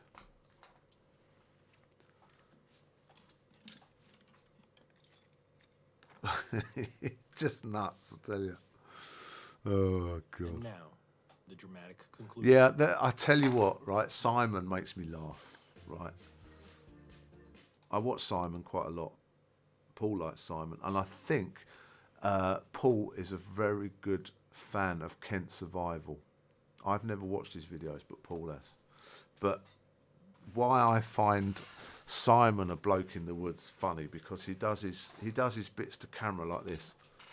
So anyway, we're here, and yeah, I'm going to get everything done, and it's going to be great. And I'm just thinking, dude, just zoom out a little bit. I don't want to see up your nose, mate. Give me a little bit of depth, like, you know. But he's like right in there. And this, and yeah, here we are. Simon, I'm just about to cook something. It's going to be great, brilliant. So yeah, sometimes when you're watching on a 27-inch screen and he does his bit to camera, it's like, whoa, step back there, Simon, there, boy. I'll give you an example. You might think I'm a bit harsh, but I think the last video I saw was the Christmas dinner he did. Yeah, he did the Christmas dinner. There we go. Let me just get to the bit where he's doing his talk to camera. With the tent heater going, which was lovely, nice and cozy. I'm at the water table, and it starts to fill up with water. So I'm there we go. Gonna cook some Christmas food. Look at that. An experiment this morning. This is something It's like, wait. I've done a bit of research, watched some videos. So step back a bit, son. We're learning something new. Walk away from the camera a little bit. Step away from the camera. But yeah, that's the only thing, because like I said, I can see every pimple on his face. But that's his style, I guess. But it's, you know, it's a little bit close for me. Just pull back a little bit. But anyway, that's the only thing that is a little bit awkward for me. So I have to kind of, when he does his bits to camera, I kind of have to step back from the seat a little bit. But it's funny. There's a few other. The thing is with the milling cameras, with the milling channels, like the lathe, mechanical engineering. A lot of the good ones, they all know each other, so they often reference each other's videos, which I thought was kind of cool, because when you start to get collaborations, it's kind of interesting because they all know each other, right? So the other channel is a woman. Again, I think she's from Canada, and she's building a steam engine for a train, a model train, like 1/10 scale. So she's actually building from scratch a steam engine with pistons and a boiler, everything, all from brass, like lathe, you know, engineering this. It's very cool. And then obviously you've got Outback Farms again, which is I like, regarding the Let's talk about how to stock a prepper pantry. prepping and how to do pantries, how to do stuff, sustainable stuff, jarring stuff. It's good. It's interesting. It's good knowledge to have, and especially if you're, you know, if you're. I don't live in the centre of town anymore, so I basically buy my stuff in bulk now. I never used to, because I used to be bold and bankrupt. Yeah, here's another one I watch. Hang on, bold and bankrupt. I'll tell you what, nobody... Look, first one that comes up on the list. How about that? Yeah. I think bold and bankrupt, he had COVID. I think, didn't he?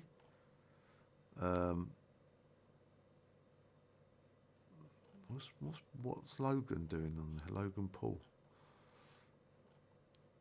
Is he the one that tours around Eastern Europe? If I remember rightly.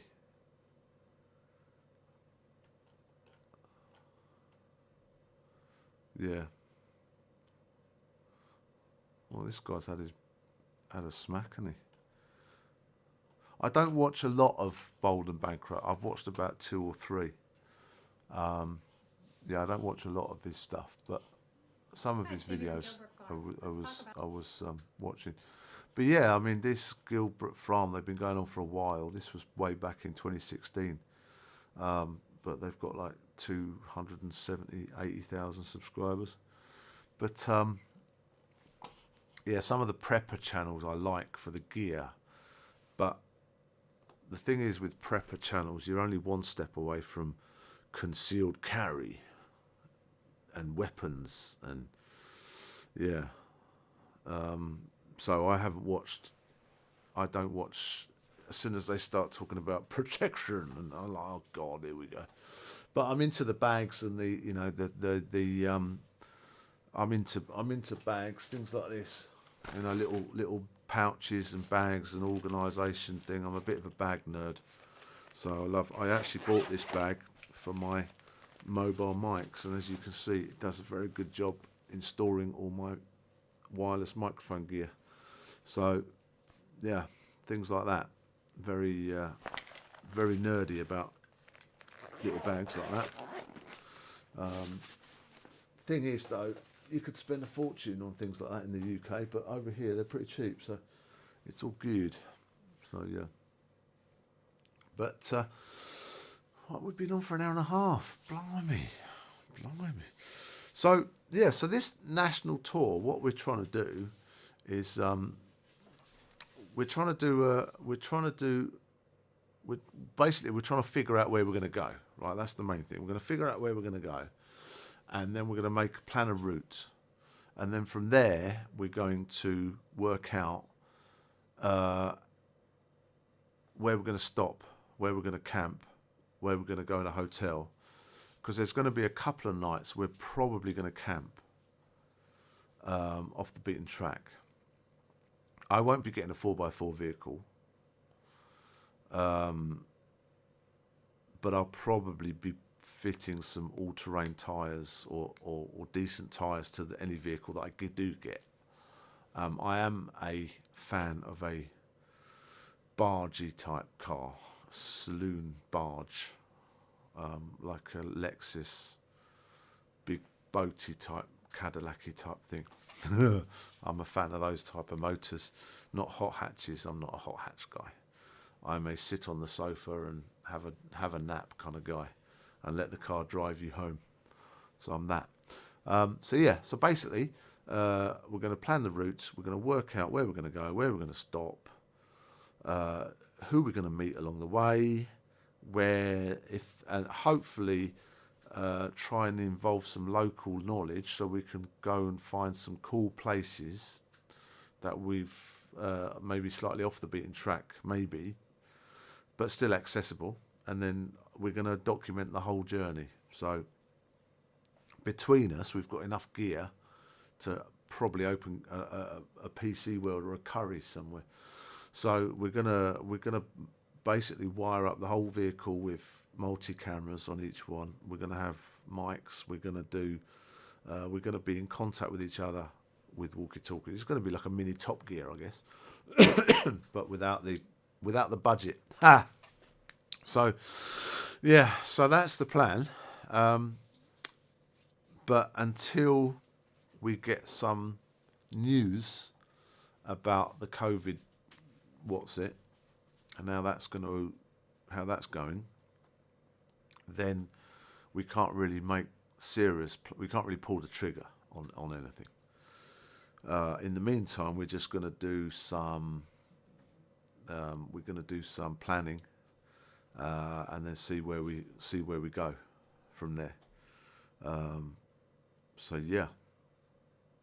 So I didn't realise you lived in a van. I just thought you liked van life videos. I didn't actually realise you lived in one. So have you been to any of the Camp Quirkies or anything like that? Because I've seen a few of those, but I just kind of found that it looked a bit kind of cliquey. Like everyone knows everyone else, and if you're not part of the clan, then you're not really welcome, kind of thing. Not that so much, but a little bit cliquey. Everybody knows everyone else, and everyone's walking around with a GoPro in their hand. It's like, I'm filming you, you're filming me, I'm on your channel, you're on my channel, and it's like the same thing but from a different angle. And it's a bit weird. I don't know if I'd like that. So the idea for this journey is to kind of have it as a series. Like with the event itself is going to take about 10 days, depending on how we plan and how many places we see. And again, a lot of this is just me brain dumping at the moment. I haven't actually formulated a serious plan. I've just got an idea we're whiteboarding, we're brainstorming at the moment. There's no bad ideas in a brainstorm. Everything goes on the board. So we're doing that at the moment, and we're just trying to think, right, how we're going to make it work, where we're going to go, how much it's going to cost, how long is it going to take, what we're going to see, what we're going to record, and what's the point of, what's the angle,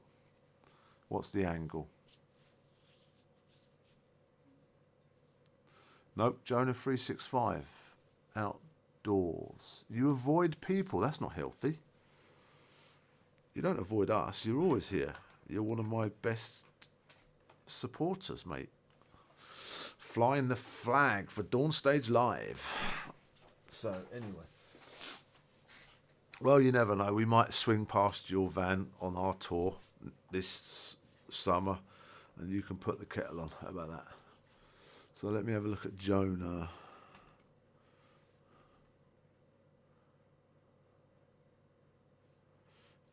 Jon.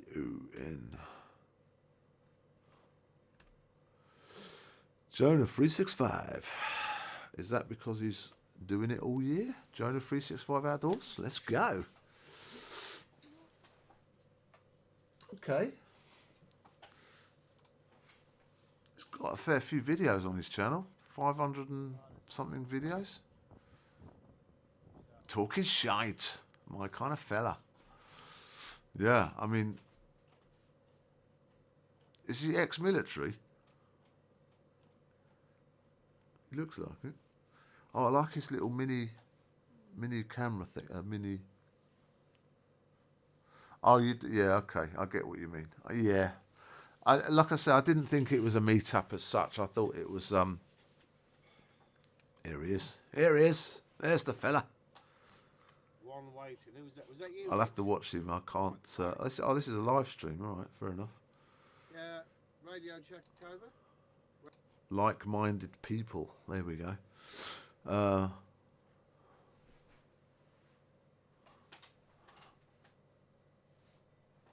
Oh yeah. Well, I mean, I don't know what you're like. I just know that you support the channel a lot by joining in, which is fair enough.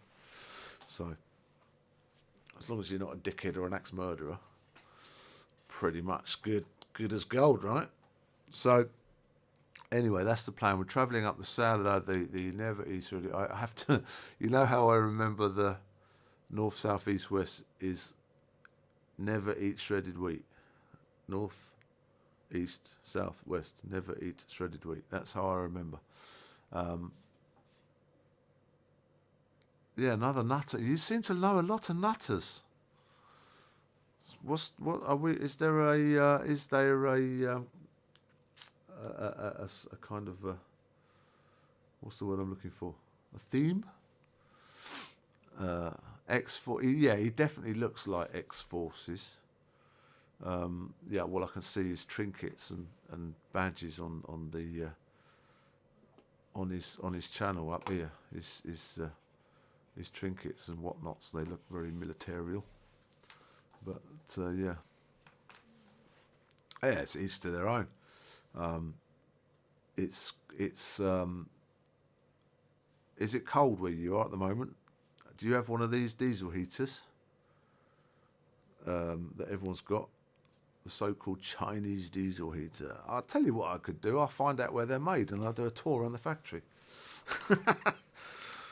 But yeah, they're very popular on Amazon, these old diesel heaters. The problem is with those diesel heaters, because they're so popular, there's now various companies making them. They're not all made from the same place, so you do get differences in quality from one manufacturer to another, even though it's still so-called classed as a Chinese diesel heater. But they're not all made from one company, because whoever decides to look on what's selling on Amazon, the factory will say, we can make those. We can make those too. And we can make one of those too. And they'll just make them. And the original factory, yeah, never eat shredded wheat. I learned that in the Scouts, in the Cubs. North, south, east, west. North, east, south, west. Never eat shredded wheat. That's how I remembered it. I learned how to read a map in the Scouts as well. I don't know if I remembered how to do it. Oh, no, I learned how to read a compass in the Scout. Do you remember those compasses with the little white thingy? And it had a built-in magnifying glass and a little red line. And you used to have a little ordnance survey map. And you used to have to. I've got a wood burner. But they're good though, aren't they? Those wood burners, and they're a lot more expensive than a diesel heater.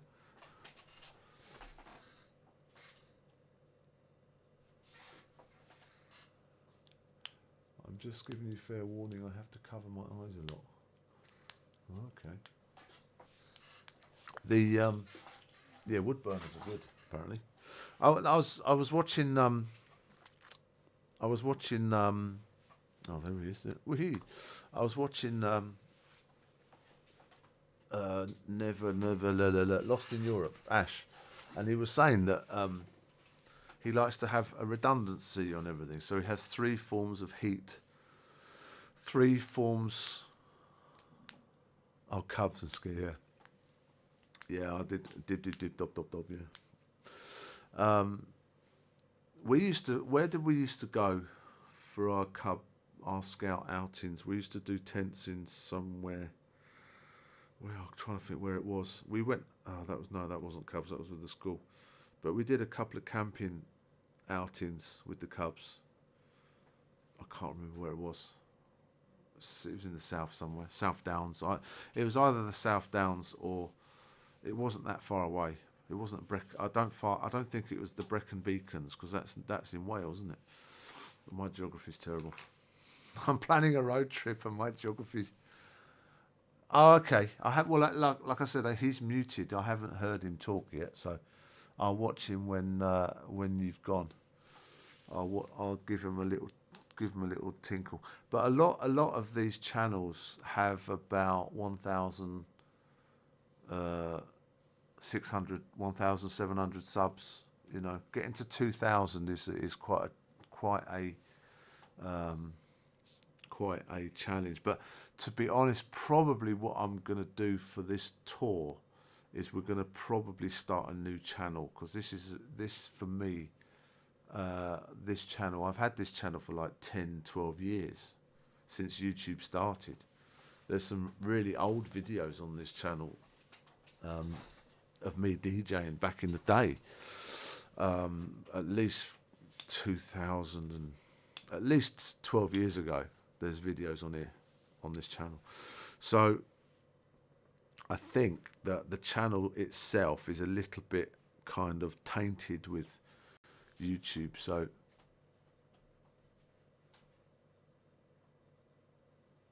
yeah, well, his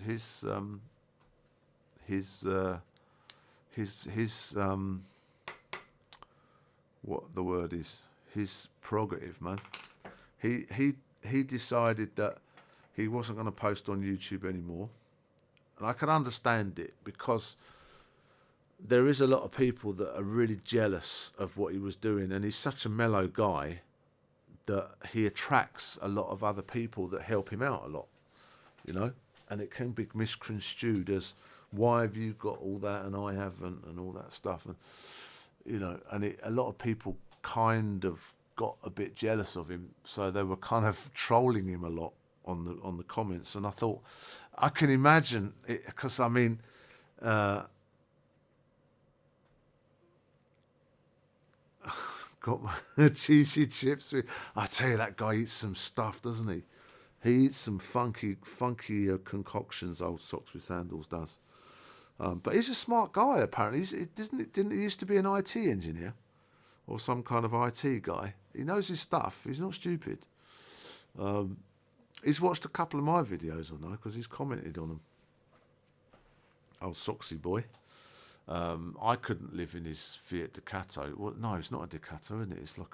It's a smaller one than that. It's the Fiat Tiny Fan. My God, how he sleeps in there. Yeah, but yeah, no, Ash has got doing well on Patreon. Power to him, you know. I mean, everybody has the right to start up a Patreon account, and everyone has the right to either be a patron or not. To be honest, I think setting the pound, because actually it's not a pound, it's only $1. It's not a pound. It's 80p, because Patreon is in the US, so it's not a pound. It's actually $1. So if you give him $1, what tends to happen is it's an automatic subscription, and it takes $1. You know, it takes $1 from your card every month from PayPal or whatever it is you use to sign up, and you forget about it. So of course you can go 3 months without realizing that you're still a subscriber or still a patron, and a lot of people have had that happen. And rather than cancel it, it's not like Netflix where it's like $14.99 or 15 quid. It's £1, and it was 80p. So people think, whatever, and they just forget.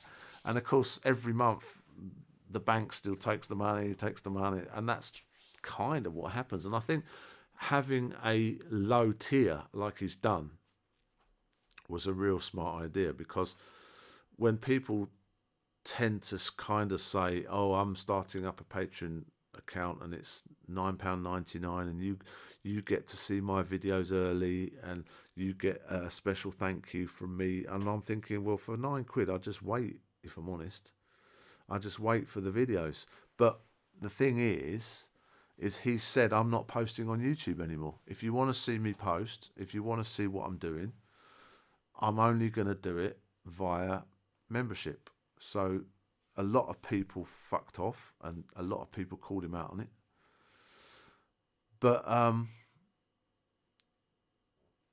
lot of people said, yeah, I'll give you £1, or I'll give you 80p. And also it became quite communal, because a lot of the community were like, they felt they were part of something, you know. And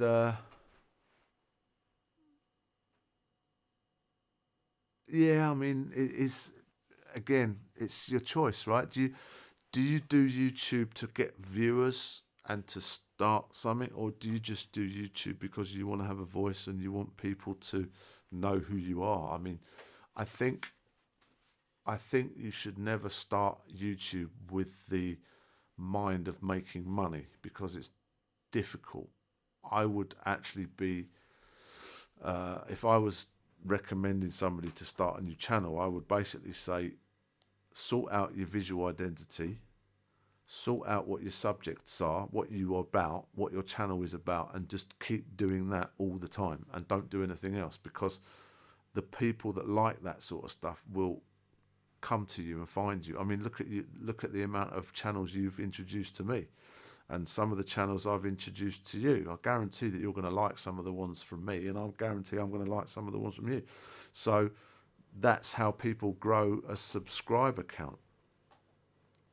Now, if you were to recommend this channel at the time to somebody else, they're going to say, well, first of all, he just does unedited live streams on YouTube, which is really lazy because it's not Twitch. This is supposed to be YouTube, it's supposed to be polished and edited. And yes, it should be, but I'm too lazy to do it. So I just let them, whatever. No one's going to watch my video for an hour and a half just to catch something interesting I've said 45 minutes in, because there's no chapter markers, there's no whatever. You either put me on and put me in the background while you've got nothing else to do, or you don't watch. And that's why usually this live stream has an audience of about 3 people because it's just the way it is. But I understand that and I know that, and that's why you know, I just do it, to be honest. I do this for a technical test. I just do it to make sure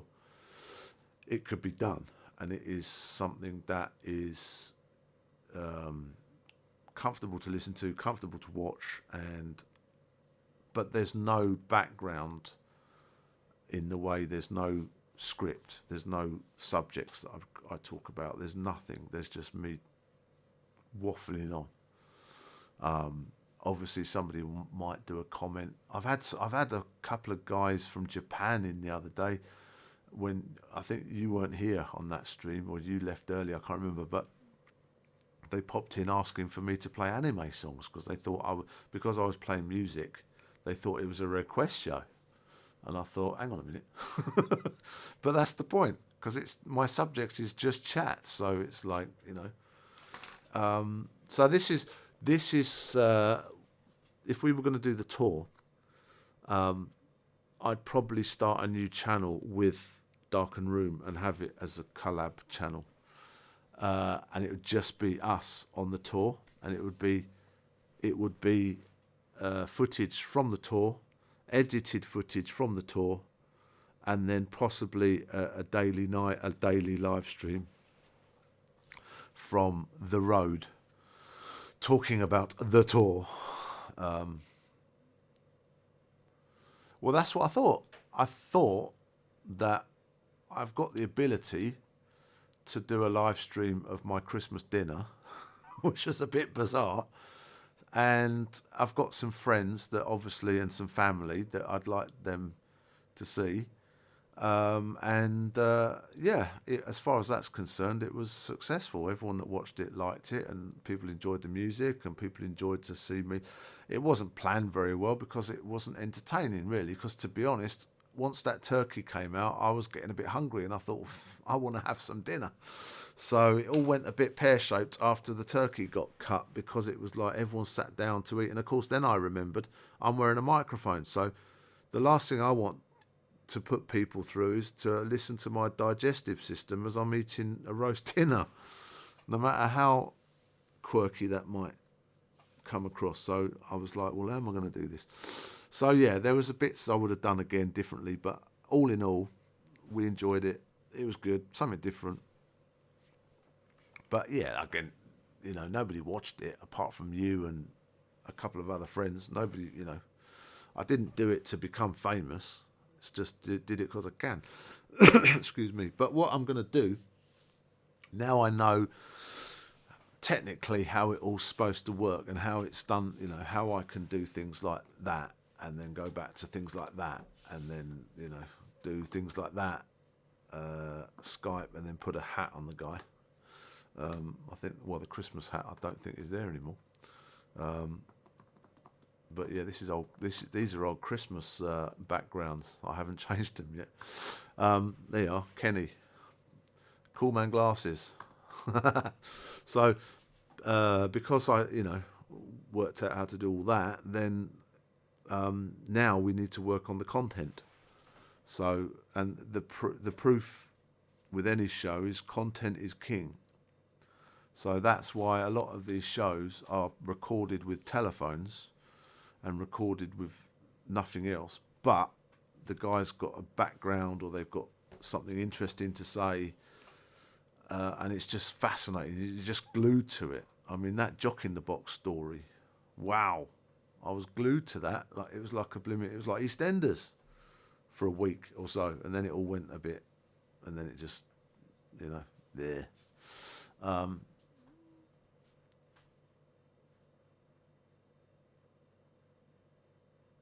Oh, you're on a diet.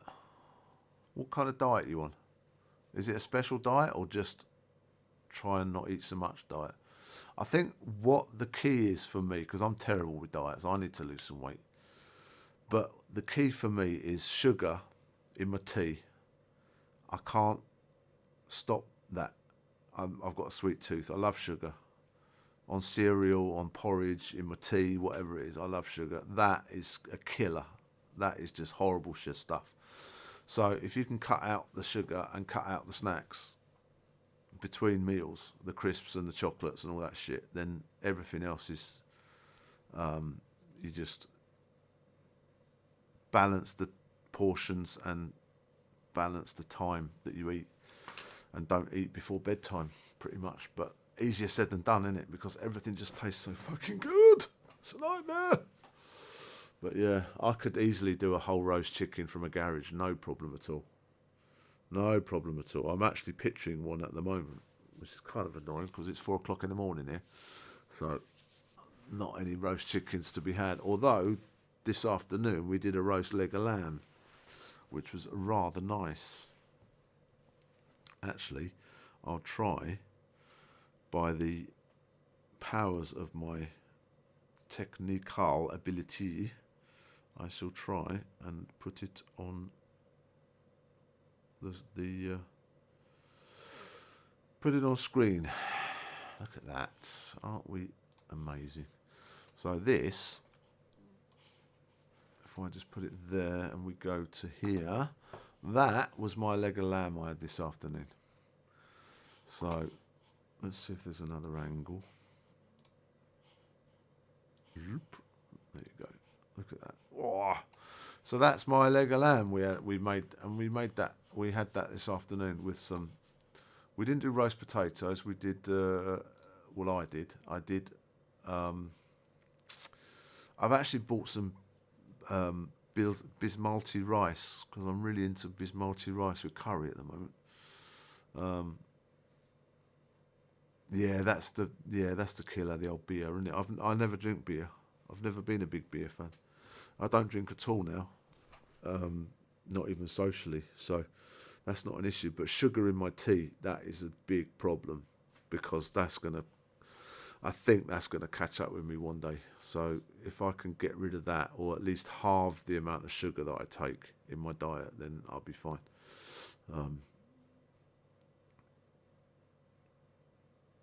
I do stay up all night, and I shouldn't do because I've got things to do tomorrow. Because it's a working day tomorrow, obviously for the whole country, for everything. So yeah, sometimes I have a dodgy schedule where I go to bed about 4 and then get up at about 11 a.m., which is not good. It's like an unemployed person's schedule. But it works out well for English time because obviously it's what now, 8 o'clock at night now, 9 o'clock at night. It was, wasn't it? It's actually that lamb was from the Xinjiang region of China, the Muslim region of China. So it's proper, authentic Muslim lamb. So yeah, it was not. I order it online, so I just get it. It comes frozen in a polystyrene box. Next day delivery. So I get a lot of stuff ordered online in bulk. I get like a 5 kilo bag of minced beef, and that does my. No, we've got no lockdowns here, mate. No lockdowns, but I don't go out through choice, not through the government not letting me. But yeah, we're not locked down at all. Back to normal, mate. It's cause that during the outbreak they just went. They locked a whole city down for 2 months. So can you imagine that? Can you imagine London being locked down for 2 months? Just London on its own. No one in, no one out. Barricades on London Bridge. Can you imagine all that? But that's how it was here. But that's what they did, and then obviously they stopped the spread, and that's what they've done. And now they've closed the borders. They've had the borders closed since last March. March 28th. On March 28th, they basically said that anybody comes into the country needs 14-day quarantine. And from March 28th, they stopped issuing tourist visas. This was last year, March last year. And in March, people were still calling it the China virus, blah, blah, blah, blah, blah, right? So now it's kind of the American virus now, isn't it? But anyway, whatever. Not really getting into all that. No one's really got any proof at the moment, so it'll come out eventually. But right now, it's basically it affects people in the same way. The biggest problem in the UK, I guess, or I've heard, is the new strain, is that new mutation, because it's mutated and it's become easier to transmit and easier to catch. I think that's the biggest problem at the moment. Now, hopefully, they'll get that under control and they'll take the lockdowns a little bit more seriously, because the problem is for the lockdowns is that they work if people don't have any contact with each other. So if they're locked down in a virtual prison in their house, no one in, no one out, then it gives the medical people time to invent, create, find out viruses, and they get. Because one thing I found quite interesting is nowadays, and I saw this on the news, on BBC News, they were interviewing a doctor, a health professional from the government, and they said nowadays a ventilator, a mask, PPE, a bed is not an issue. We have all those because we had time to build it all up. At the beginning, we were short of it because we weren't expecting this to happen, so we didn't stockpile anything. Now, what I found interesting is that once this outbreak happened in January last year in China, all of the Chinese started stockpiling masks all over the world. In Australia, they were buying them out everywhere. Even you couldn't find them in the shops in England because the Chinese had bought them all. Why? Because they knew this shit was going down. And they were like, we don't care what the government say. We're just going to fucking take care of ourselves. And that's what they did. Now, I'm not saying it was good or bad. I'm just saying what happened. I love lamb. Yeah, fucking lamb. I don't like mint sauce. My mum loves mint jelly with hers. Boiled potatoes, mint jelly, lamb. Oh, God. You know, I've still got some left in the fridge. That's going to be in a sandwich tomorrow. We're going to do lamb wraps tomorrow. Oof. God damn, I love it when a meal comes to. That was why the Christmas dinner was so good, because the turkey just all came together really well, and it was fucking beautiful. And the gravy was great as well.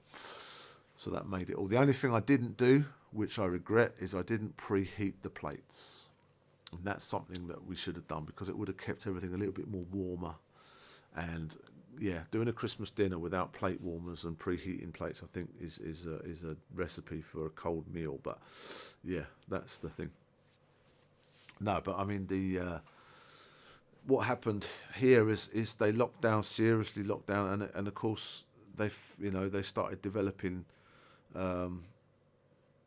They realised what was spreading it and what was the thing to do, and they enforced the mask thing very well. The problem is that the metros and subways are open, but you have to wear a mask to go on it.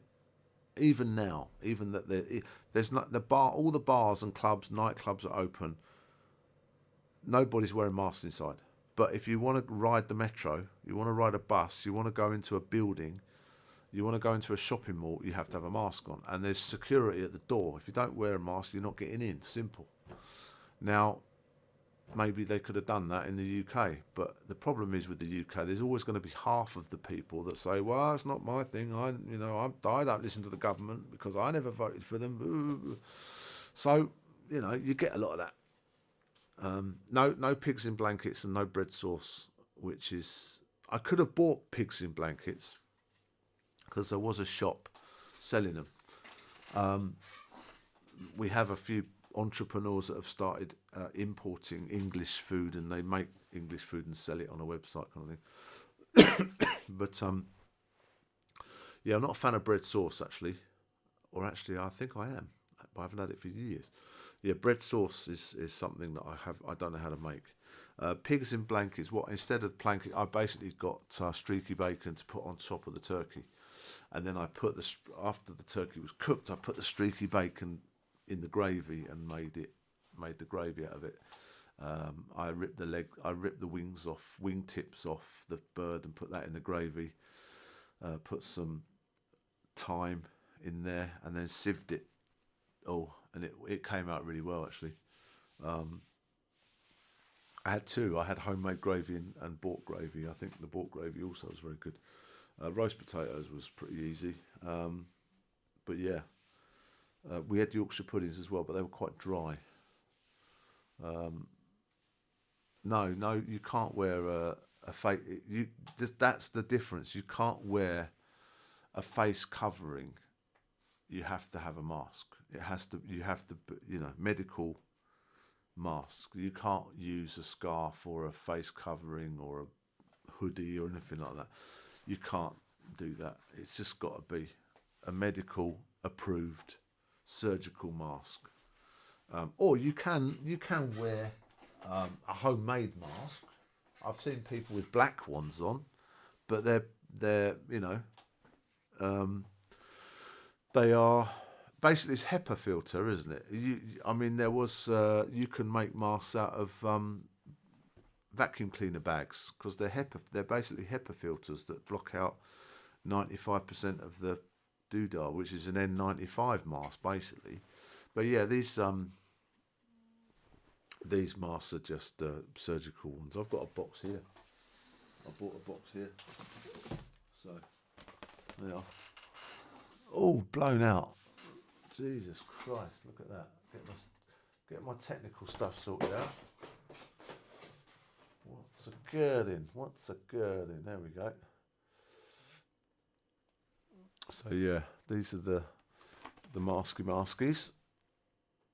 So as you can see, they've got seals on, and the government stamps and all that, and they come in individually wrapped paper bags. It's just a normal PPE surgical mask. There we go. Look at that. Is that good enough? Let me see. There we go. So yeah, I bought a box of these. Like I say, I don't go out often. I don't need to, because I've got all this. I work from home. I work on the computer, so I don't need to go out at all. But smoked salmon, yeah, outdoor brunch. Is that croissants and champagne with orange juice? I'll tell you what, for someone who lives in a van, you're not doing badly, are you? Outdoor brunch, smoked salmon, mushrooms with croissants and champagne with orange juice. Jesus. Anyway. What kind of van is it? A Winnebago? Blimey. No, I do like the odd al fresco barbecue meal. That's for shizzle. Love all that. So yeah, so what we're going to be doing is I'll be looking forward to this journey once we start it. We're going to be recording it. We're going to be uploading daily as a you know, as a kind of thing. And the channel is basically going to be dedicated just to that journey. So we're going to do a special. Yeah, it's Bucks Fizz. Yeah, champagne and orange juice. That's correct. And a screwdriver is vodka and orange juice. That's about the only. And what's the Bloody Mary? Tomato juice and vodka, isn't it? Bloody Mary. Anyway. Are you? I see. Christmas with the family. Oh, that's very nice. Well, at least you've got home for Christmas. That's good. So yeah. So yeah, I saw online these. There was a bunch of protesters protesting lockdown, which I think is bizarre because it's like, what? Why do you think people are locking down for? Anyway, it's crazy, but it's people are just frustrated. They're just frustrated. It's not, you know, they just want it to be handled well, to roll out the vaccine. Luckily, England is not as big as the States, so it shouldn't be that difficult to deliver a room temperature vaccine up and down the country. I mean, Christ, if you can get an Amazon delivery within 48 hours, you can get a vaccine. A mimosa. That's an Indian. I'll tell you what, look, Google's amazing for things like this. So, I think mimosa is an Indian, what's it, isn't it? They have meats. Oh no, that's a samosa. Fuck, I'm thinking of a samosa. Let me show you. Oh, it's a cocktail. Yeah. That is a. There we go. How to make the best mimosa. How to make the best. What's the ingredients? Come on. Sparkling wine, orange juice, optional extras like vodka, Grand Marnier. Yeah. So that is basically sparkling wine with orange juice. I guess you can call it champagne orange juice with an extra bit of doodah. So, yeah. Best mimosa, freshly screwed. Never heard of a mimosa, so there you go. I've heard of a simosa. There's a difference.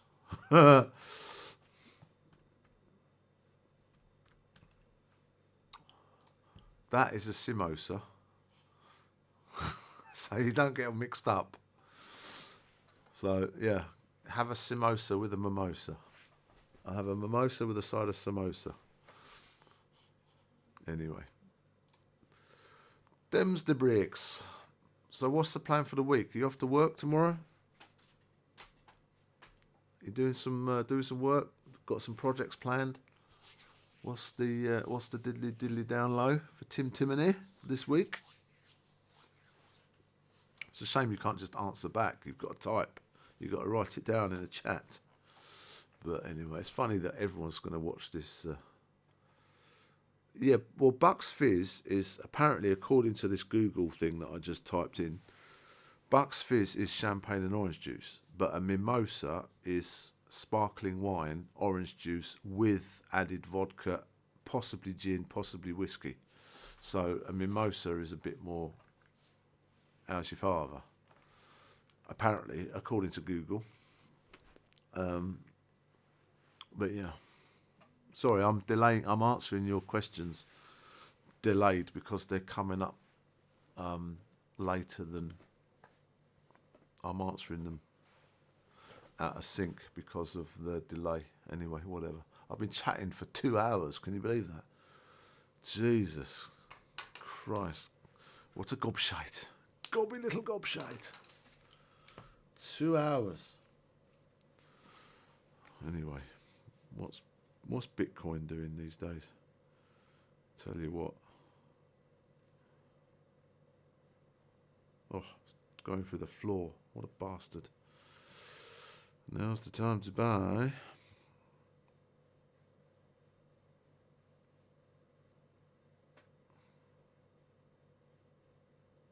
Ha. So I was just looking at some numbers. What's going on? Let me see the price of that. See if there's any smoking. 240. It's 239. 244. No. Yeah. So I'll have to wait until tomorrow to take advantage of this little price drop. But anyway, there's a massive price drop in Bitcoin at the moment. So it's down 5% for those who are interested. Definitely one for the retirement. Right, old mucker. I'm going to call it an evening, I think. 2 hours and 10 minutes. I think that's a bit of a record. Even my Christmas stream didn't last that long. The turkey didn't last that long. So I'm going to love you and leave you. And I shall catch you either on Thursday or let's do another Sunday rant. And I'll try and make it a bit more structured with a bit more subject matter, and we can discuss the possible stop-off points on our UK tour this year. Hopefully, if COVID lets us. We'll see what happens. All up in the air at the moment. But every idea starts from somewhere, doesn't it? So, right. That's me. Oh, blimey, indigestion. That's the lamb. I'm going to love you and leave you, right? Take care. See you later. Bye. Do